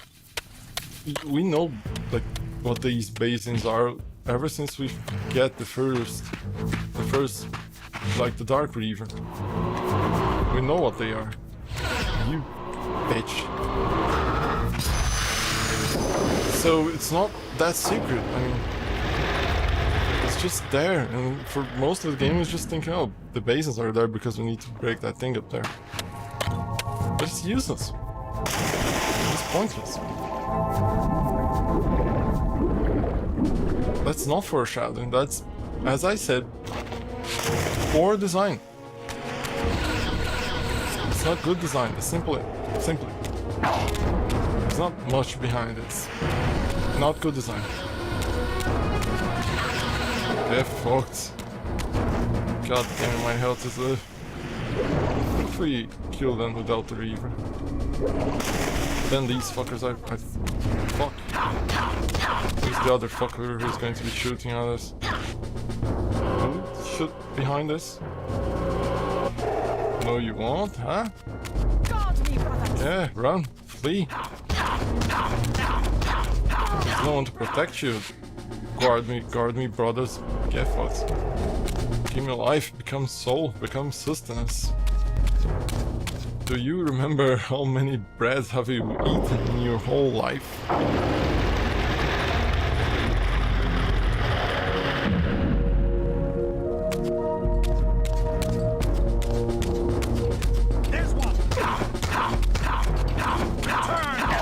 How could combat be nicer by you just doing this?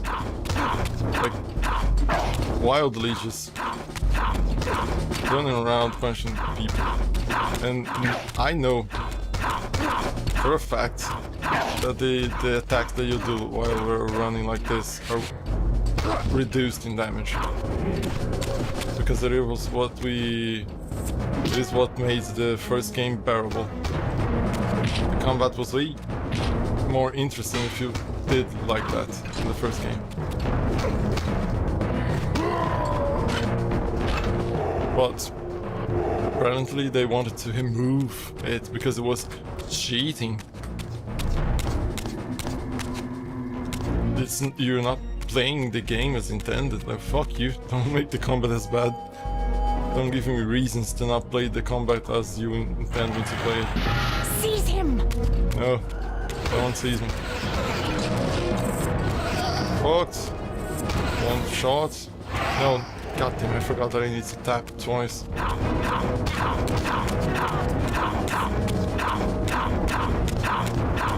Come on here, you bald piece of shit. This is for all the times they threw things at me.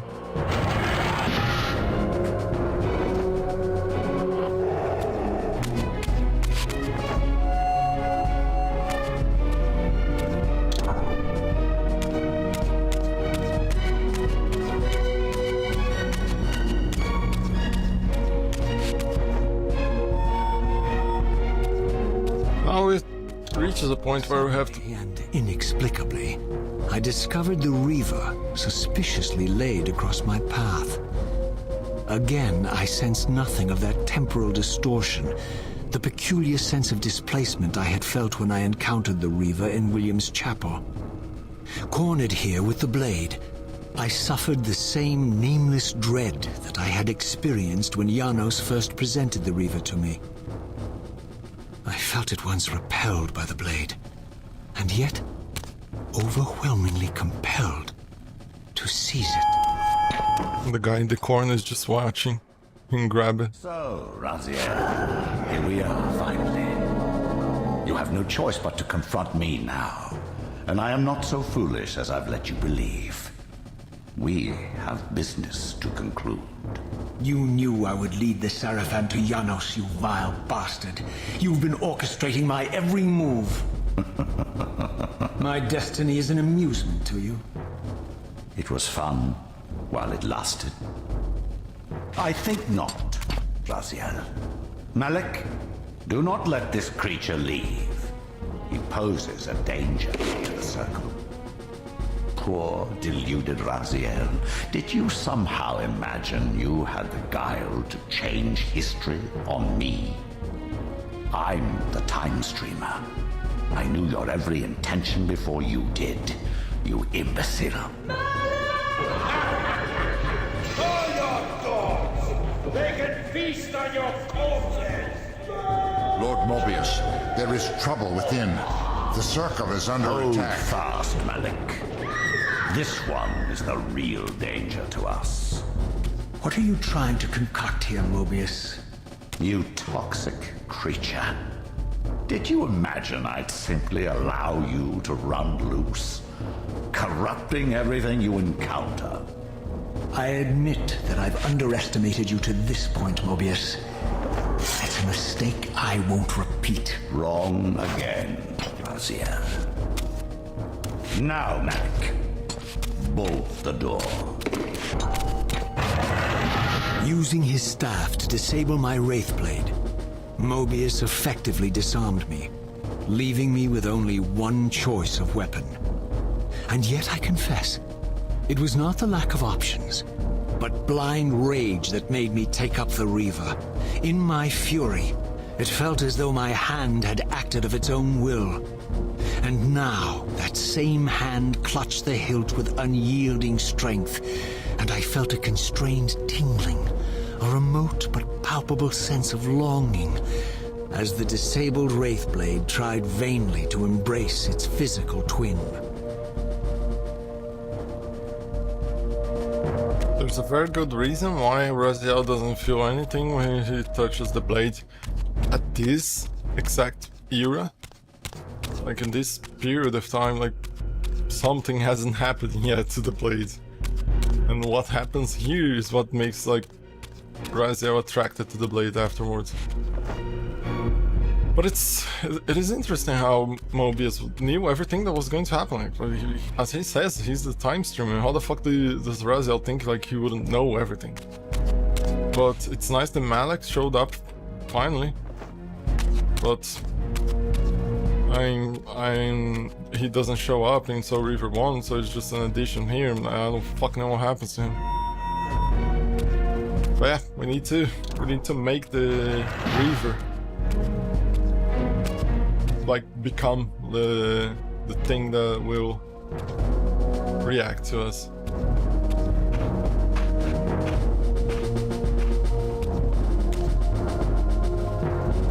Come to take your revenge, demon. Back to hell with you! I recognize these two as my former brethren, in life as Sarafan, and in unlife as Kain's vampire sons. Melchiah and Zephon, the weakest of Kain's brood. These bastards had no idea what future lay in store for them, how they would become the very thing they so despised. The Reaver hummed with ravenous anticipation. Janos had called it a vampiric blade, endowed with the power to drain its victims of their lifeblood. I was eager to see what the Reaver would do to these two. So, we are the ones who killed the Seraphons. Like the reason why they are all dead back then, and what allowed Kain to... My life is not being drained? It is being drained. But the Reaver is filling your life again. Well, this is nice. This makes things interesting. This is what combat could have been.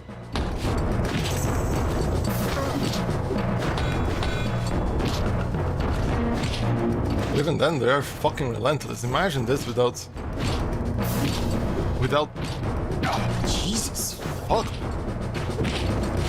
Like, you see, I dodge and he strikes like exactly at the same time.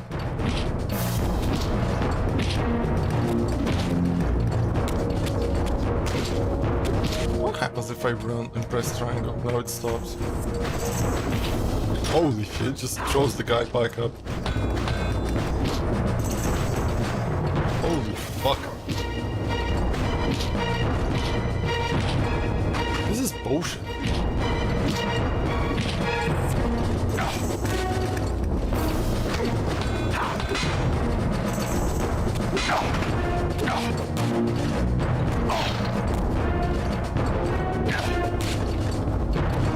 This is a very good show of how combat is clunky and bullshit in this game.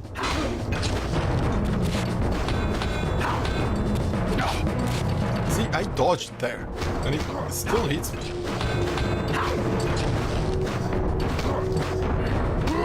Finally, one is down. It's Melchiah, I guess.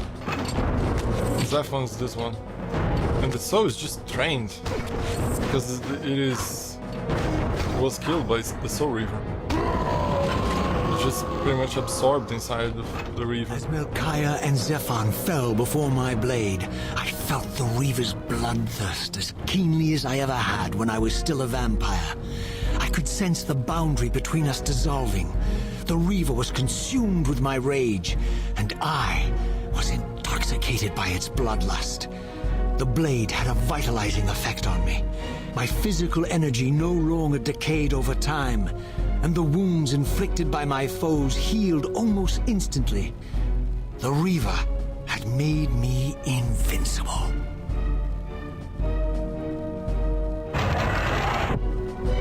I knew that there was a moment in Soul Reaver 2 where this happened, but I didn't know that it was going to be the end of it. And one more thing.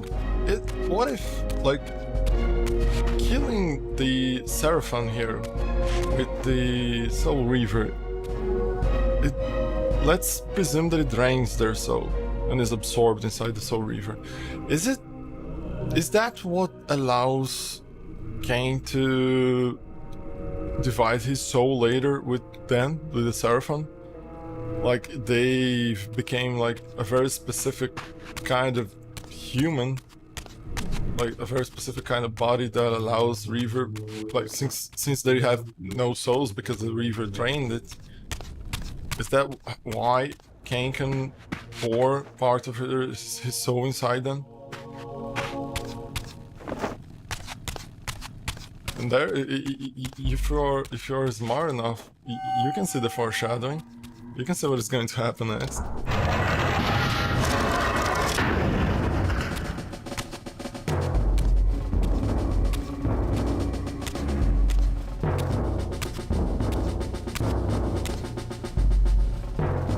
Have you come to reclaim the monster's black heart? You'll have to get through us first. My former brethren, Duma and Rahab, confronted me next. This all seemed so elegantly choreographed. Exhilarated by the Reaver, I was drunk with revelations. I could finally appreciate the delicious irony of Kain's blasphemous private joke, and I reveled as I colluded with him across the centuries. For it was I who put these bastards in their tomb, thus providing the corpses for Kain to raise as his vampire sons a millennium from now. Yeah, but since Raziel is taken by the power of the Reaver, he's not remembering one thing. He is as well in the tomb. It's not just them. He forgets that he was there as well. It was five of them. Melchiah, Rahab, Duma, and Zapham, if I recall correctly. I was just said his name, but very bad with names. And then Raziel, the five of them that became the sons of Kain. So we killed two. Third one is gone. And soon will be the fourth.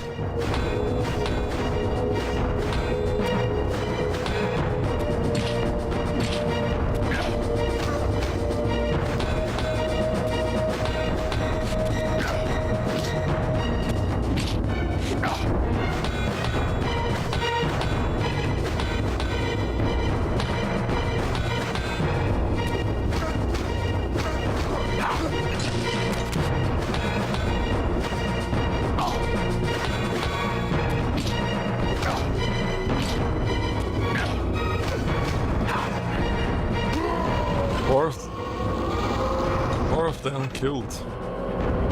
Only one left.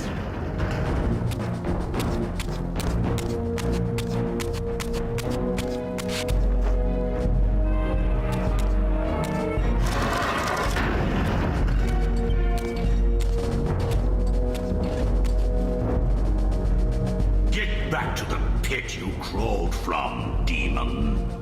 And here at last was my brother Turel, who along with Duma would bear me into the abyss without questioning Kain's command.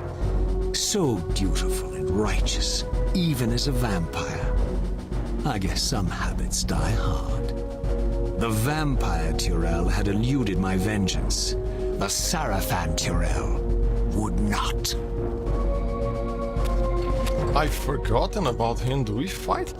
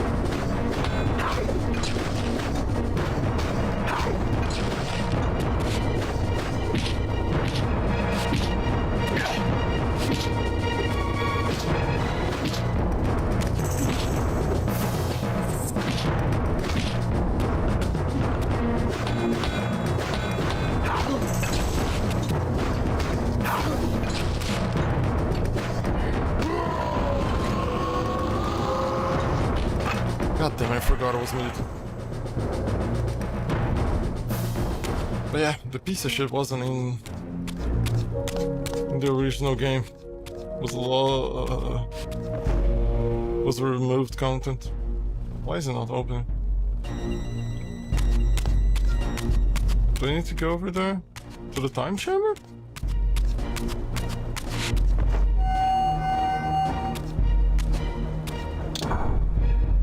So as far as I know, we killed all of the Seraphons. There is only Malak left, I guess. So that makes what? There were 4 in the original. Turel makes 5. Malak makes 6, and Raziel makes 7. There are 7 Seraphon warriors? Here we are. So, vampire, here we are. You've destroyed my brethren, and now you've come for me. You'll find I'm not such easy prey. I don't want to kill you, but I will if I must. Return the heart to me, and we can end this now. So, you've come to avenge that filthy parasite and reclaim his foul heart. You're a righteous fiend, aren't you? Apparently I am. No, vampire. This is where it ends.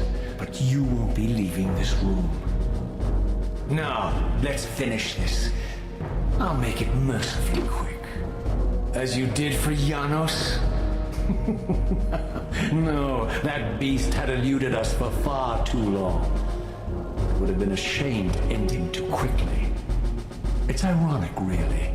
The great Janos Ordrin turned out to be no challenge at all. Thanks to you. Did you hear his cowardly screams when I tore that black heart out of his carcass? He deserves to die. He has no idea, poor thing. He has no idea that he's going to be killed by himself.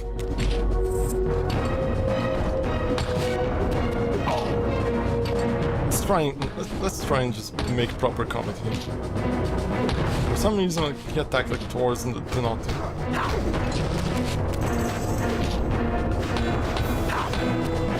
So when enemies are down, it seems like Raziel loses the lock-on?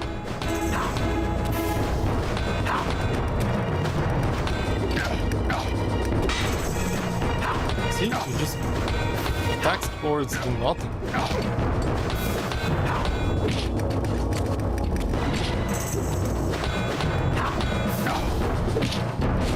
It's like, I wonder how much do you need to play the combat in order for you to like not get a single hit.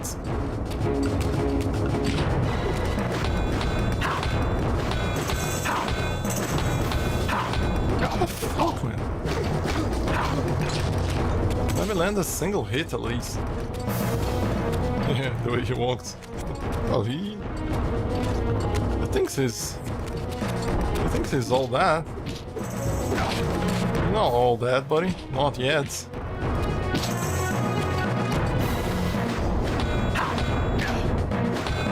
So, guess what will happen when Raziel kills him with the Reaver?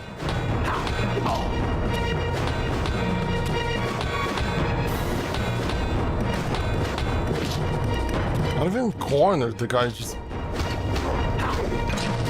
It's not even that you see, the shittiest part of all this is that this is a boss. And the fight is no different at all from the other enemies.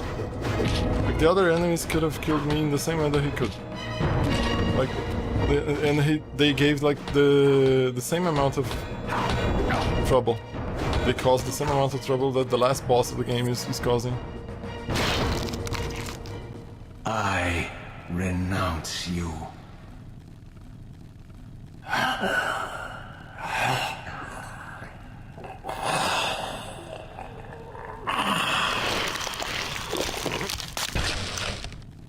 And so it ends. My history comes full circle.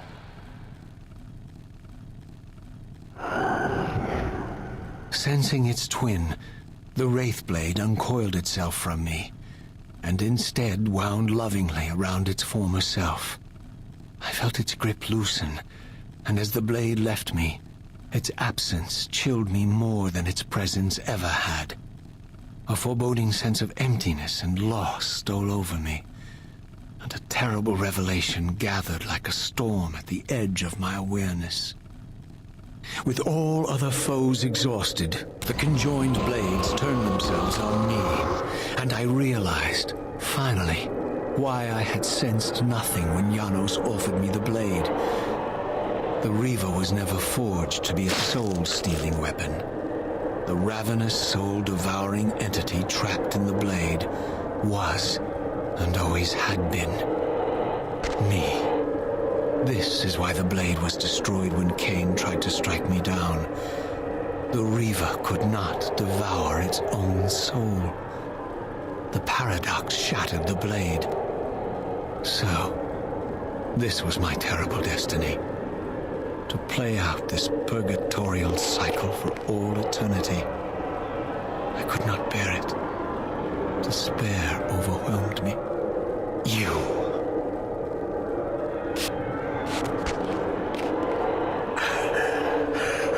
Are you enjoying this, Kain? Don't fight it, Raziel. Give into it. Was this your destiny for me all along? Trust me. I felt myself weakening, unable to hold on any longer. The Reaver was too strong. The compulsion to simply let go, too great. And then, a growing sense of vertigo and the familiar displacement. The paradoxical moment when my twinned soul hovered both outside and inside the Reaver blade. This was the instant, the glimmer of temporal distortion Kain had been counting on all along. This was the edge of the coin, the minute flicker of probability upon which Kain had gambled everything.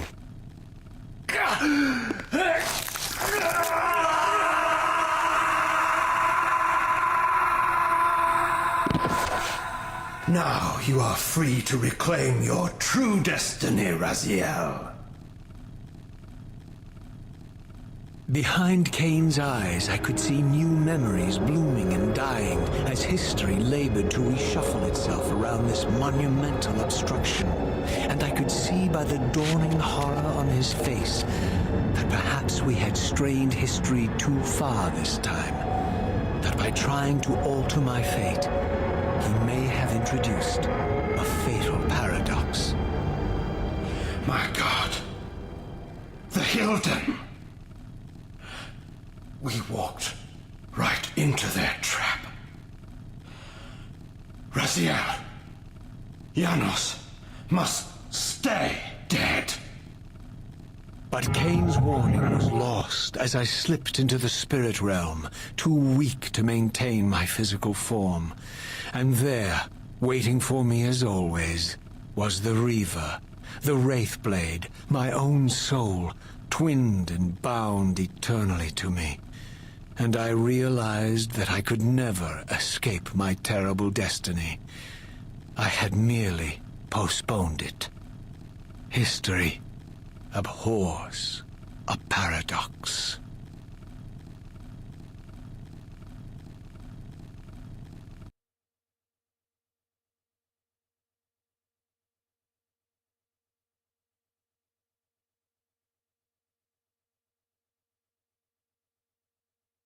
I'm quite sure that's it. I think that's the ending, as far as I remember. Yep, that's it. It ends in the cliffhanger as well, just like Soul Reaver 1 did. And I think it is continued in Soul Reaver Defiance. Like, it's not Soul Reaver Defiance, Legacy of Kain Defiance, where you play with both Raziel and Kain at the same time. That's pretty much it. you end up killing yourself, like in the past, so that you could be born in the future. And then like he absorbs the Soul Reaver absorbs both his souls, like the old Raziel soul and the when he was a Seraphim, and then the soul like of the Wraith Raziel. Blood Woman 2 would be the logical next game to play, so we understand what Kain saw. Hi, Kaba Bobaba. I think that's it. Kaba Bobaba. So yeah, I am thinking about playing Blood Omen 2, but I think I would need to play Blood Omen 1 first in order to like not miss anything. I mean, I should have played Blood Omen before playing the original Soul Reaver, but Blood Omen 1 and 2 don't tie together. Huh, I thought they did. Wait, I mean that Blood Omen 2 it was a continuation for Soul Reaver, like it comes after it, or I think it was released right almost at the same time, or was it released at the same time as Defiance? I don't remember exactly. It's been a while. Blood Omen 2 is the past being changed due to what happened in this game. Oh, I see. I remember reading things about how Blood Omen 2 took like it was related to the things that happened in Soul Reaver. But I wasn't aware that it was all that tied to it. I thought it was just like I thought Blood Omen 2 was going to be a continuation from Blood Omen 1, and then it would be the things that tie up to what eventually happens to be Soul Reaver. I wasn't aware that it was a time shift, let's say. It is tied in the grand scheme of things, but you don't need to play 1 to play 2. I didn't know about that. I wasn't exactly... I mean, I intend to eventually play Blood Omen 2 as well, and eventually I think Defiance comes after it. But I'm not entirely sure if I will play Blood Omen 2 without having played 1. Because I wanted to play 1 for so long. But the problem is that it's considerably old. So it's not even the same style of gameplay. I mean, it's pretty much like it's similar to Legend of Zelda, if you could say so, with vampires. Yeah, Blood Omen 1 has its own charm. Yep, that's what I think about it. It's just like the graphics, and it's very... I almost played Blood Omen 1 like several times, like several times. Once I almost played, I think, a demo on the PC. I don't recall exactly, but I remember, like, I have a very slight memory about playing it on PC. And I remember trying to play the after I've played the original Soul Reaver, like back in the day when there wasn't even the PS2 released yet. And I remember trying to play it after playing Soul Reaver and then not liking it much because of how different it was. Would be cool to see a 3D remake someday. We'll see if the sales from the Soul Reaver Remastered prompt them to do it. That is exactly what I'm hoping happens.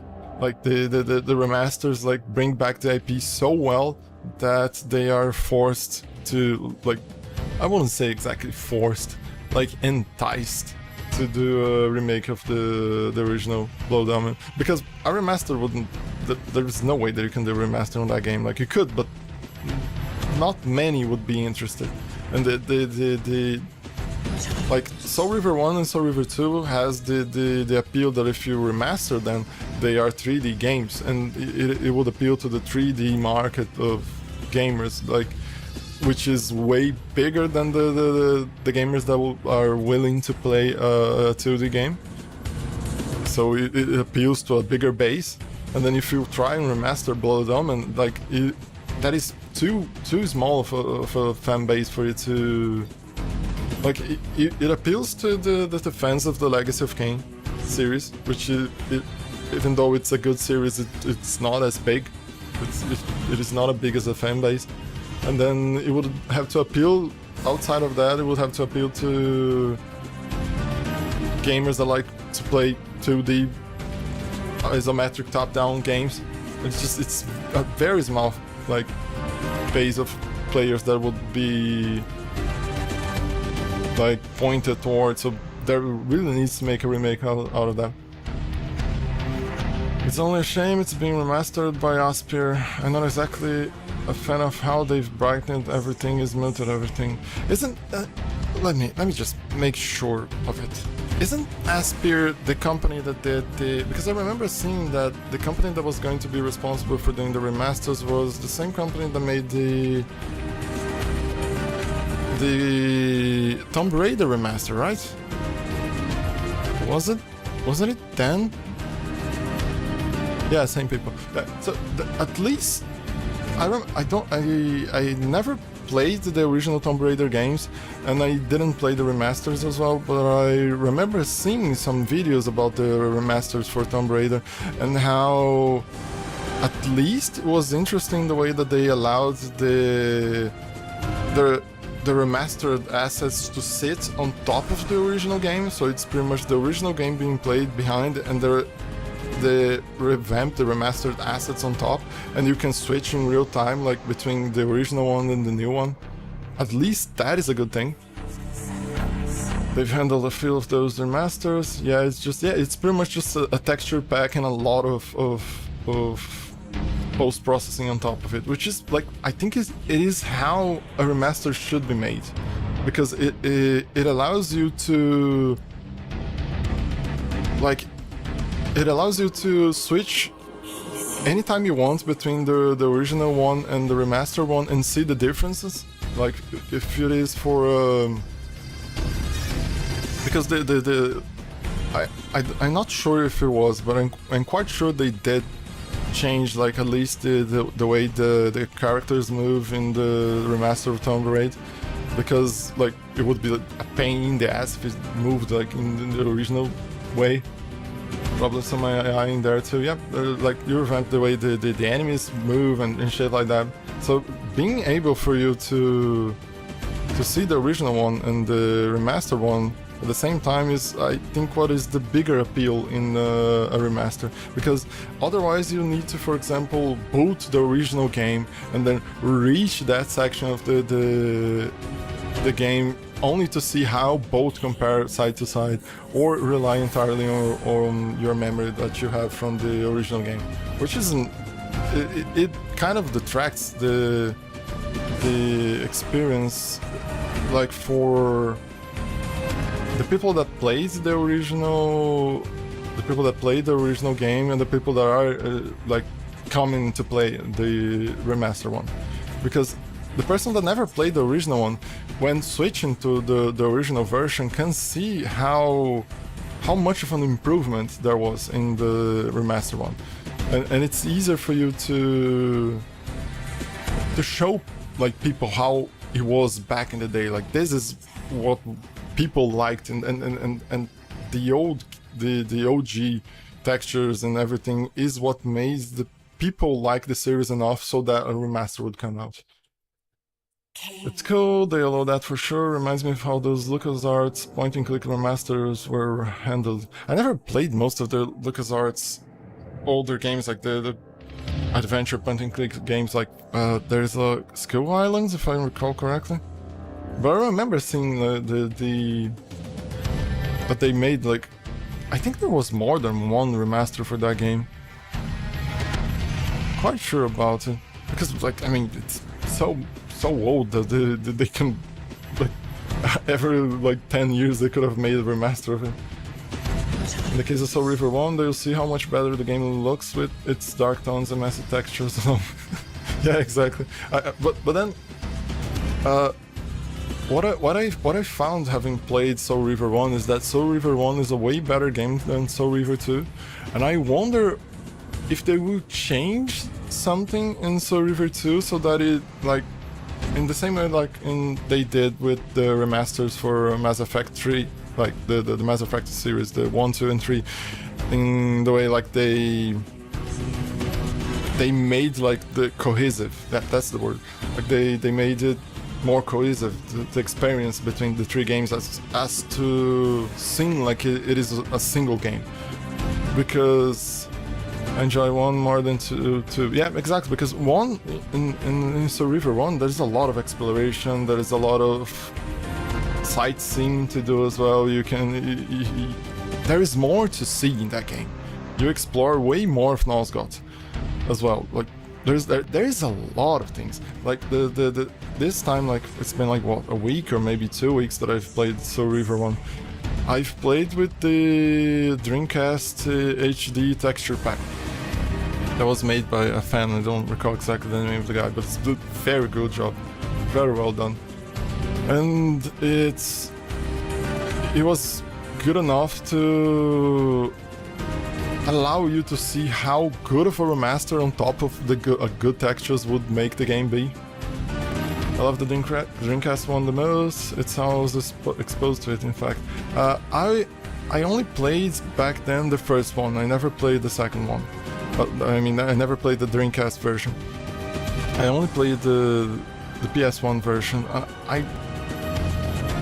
I don't know if my memory failed me, if some places seemed different. There were some moments where I recalled like things happened in a quite, not exactly entirely different, but in some different ways. But I don't know if it's just my memory failing or if it was like something I missed or something like that. It's pretty much the same game but better. Yeah, I heard that there is like increased like distance, rendering distance for it, and the quality of the effects is better as well, if I remember correctly. And there isn't the wobbling of the polygons that the PS1 has. More draw distance, more frame rate, better textures. With the HD texture pack on top of it, just makes everything better. It was a way better experience than I remembered having played like the first one, because I think it's been 15 years since I finished the original Soul Reaver. Yeah, around that time. Probably even more, I don't recall exactly. It's been a very long time since I finished it, like back in the day. And I had a very fond memory of the game. But I could see how there was this, like there was a change in the Dreamcast version, and it wasn't just because of it being emulated. Like it was different. Like you could feel it. The combat was still clunky as usual. Like the combat was never the strength of the Soul Reaver series as a whole. Like Soul Reaver 2, it's Jesus, it's even worse. Like fuck me, the combat is like atrocious. Like I can't stand it. On 1 at least, when you discover that you can just run around the enemies and just go swinging the Reaver, the Soul Reaver, like fuck it. I run through all the combat I can in 2, honestly. That's exactly what I did playing this. I only interacted in combat. I only entered combat when it was like locations where I had to do combat because the enemies would block me from progressing. Otherwise, there's no reason. There's no incentive. There's no rewards. There's nothing. Like if you, and the whole fucking dumb thing that making the Reaver constantly drop your energy if you fight. Like if you don't fight, you end up with more health than if you stop and fight. Like you fight, and then if you use the Reaver, you lose health, which makes no sense, because it kills the enemies, like it absorbs the soul, but doesn't give you any health.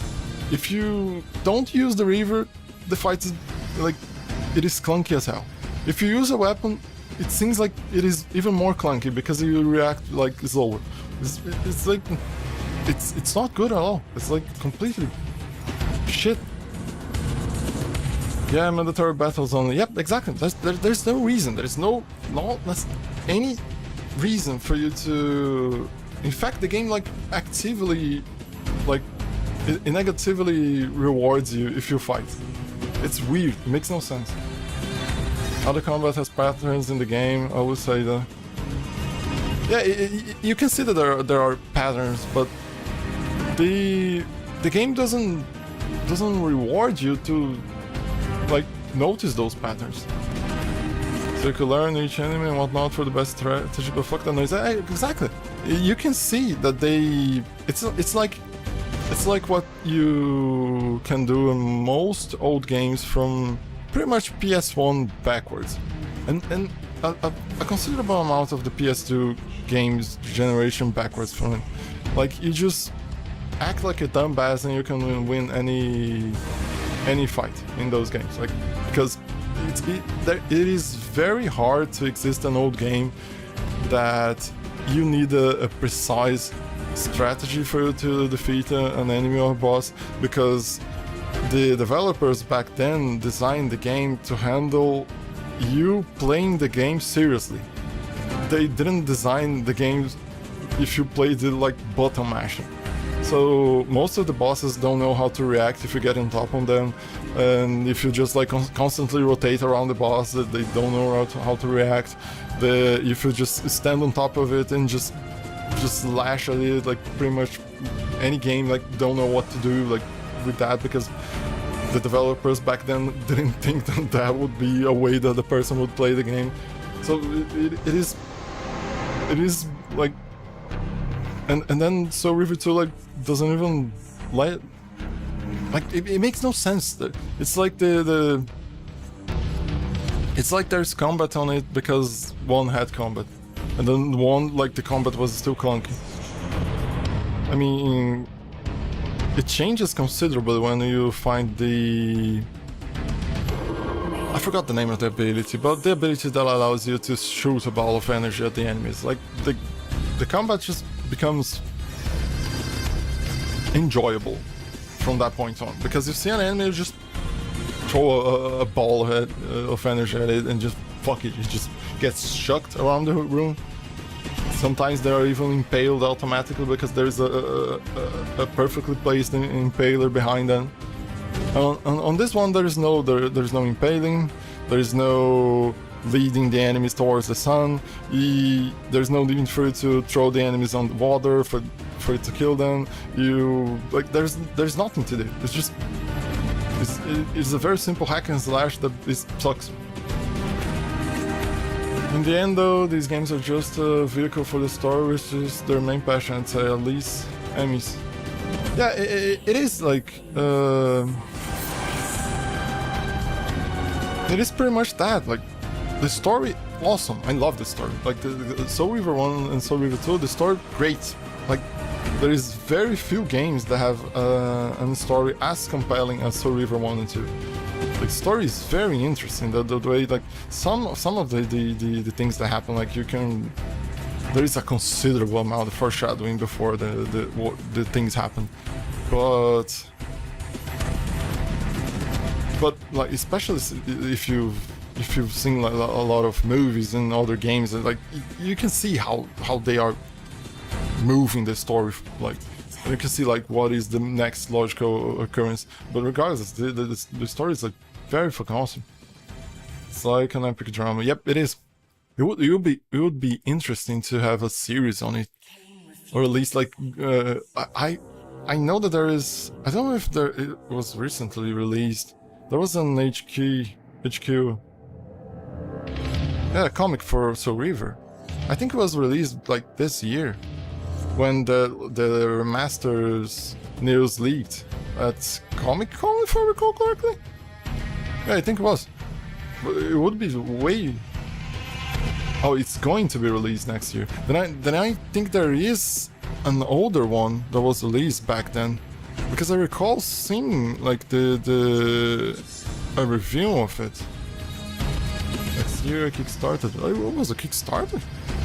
I didn't know about that. I mean, not exactly like working in the community for So Reaver game is just like stay outside of pretty much all of communities for games and just enjoy them without like going after too many things. Let's see, comics. I remember having seen an old one. Yeah, there's the Kickstarter. Was it this one? There are two old Top Cow comics. One is the Feinstein. Yeah, I think it was those ones that I've seen. The Dead Shall Rise. Yeah, apparently this is the name of it. The one from the Kickstarter. Wait a second, what is this? Is this a pendant of some sort?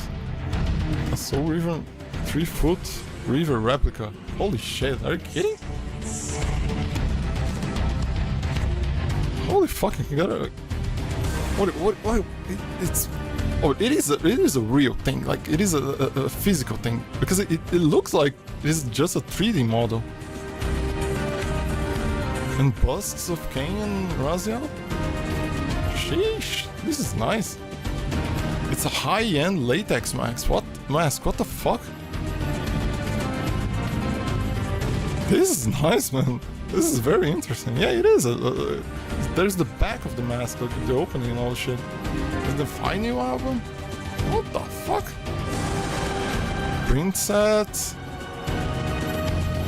shirts, like hats, and holy shit, there's a lot of things in here. Hoodies. What the fuck? A skate deck? What? Those. Let me see. One is the Feinstein. I'd like to own those someday, but people want too much for it. Yeah, this is one of those problems of things that were released back then. There's just it's like the old SNES cartridge, like how people who are selling the ones that are left just want a ton of money for it. So it ends up not being worth to, even though if you really want it. Like, is it worth you paying like $1,000 for a single comic that you like? You could buy like a lot of other things with that. Regardless if the price is like $100, $1,000, whatever the fuck it is, the price it's eventually reached the point where it's too much. Let's see. Same for any of the old merch. Yeah, pretty much. Those comics are not very good, mind you. I've always just wanted. Yeah, it would be nice to have a piece, like a physical piece of the thing. It was sad that most of the things these days are just fucking expensive as hell. Those comics are not very good. Yeah, there is some interesting stuff in that Kickstarter. Yeah, I was looking at it. There's a considerable amount of things in there. I just got a deluxe version of the comic. I think that's the tier I did. Not to me. You mean like it wouldn't be expensive to you? That's what you mean? I've got to go now. Thanks for the conversation. But yeah, I was intending to end this string as soon as I finished this as well. But I just hanged around because you just showed up, just at the moment. Yeah, I intend eventually to play Blood Omen, like the original one, and Blood Omen 2.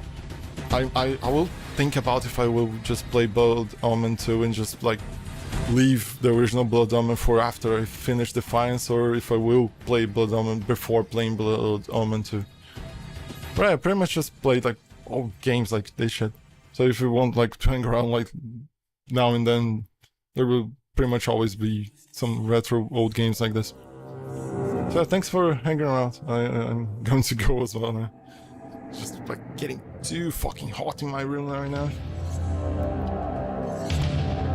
Dang, there are some nice shit in this Kickstarter. The ultimate fan package with every single thing. God damn it, how expensive would that be? Deluxe digital PDF was $20, like reasonable. But I think what you said, you got the deluxe signed hardcover. Well, I'm quite sure that you got that one, since you said that you would want the physical thing wouldn't be as expensive. Brazil mask and the cover. Nice. The king mask. Oh, it's separate. Fuck this. Dart print set. The skate deck. Jeez. Having a skate deck, Raziel. Dart print set 3. Art print set 2. 300 bucks. Okay, let's see. Signed. And the replica, 400 bucks. Is the replica? It's 3 foot. 3 foot considerable length. Yes, it is. It isn't like real life, but there's several reasons. There's several variants. Where is the complete version with every single little thing? The original painting. What the fuck? The drawing to the comic. Okay. Apparel bundle. Is it this one? Ultimate Fun Package. 500 in savings. Stands not included. It only says 500 in savings, but it doesn't. This is not the apparel bundle, 15 shirts and 2 hoodies. It's not that one. What is the ultimate version? What the fuck? Hardcover collection. It doesn't seem to be here anymore. Maybe they removed it. But normally they just keep the things in there. Oh well. Go figure. And that original drawing is nice as well. Yeah, the comic seems nice. Well, anyway. I think I'm going to go now. Just I hadn't prepared anything to play afterwards because I thought it was going to last longer. I just got caught with my pants down. But yeah, I will think about what to play later. Not sure if I will play Blood Omen 2 afterwards, or if I'll just go back to 1. Anyway, I'll think about something. Or maybe I will switch to any other possibly horror game, because it's Spooktober. But yeah, thanks for everyone that hanged around, and thanks for anyone that might watch this in the future. Though I don't think there's going to be that many people watching this. But I don't know what exactly I'm going to do with this as well. After it release Twitch. But yeah. That was a nice game, even though it's clunky and all the issues and shit. The story by itself is worth it. But yeah, gotta go. Shit to do, places to be, things. Yeah, what is the saying? Things to do, place to be, things to do. I don't know exactly. Yeah, see ya later.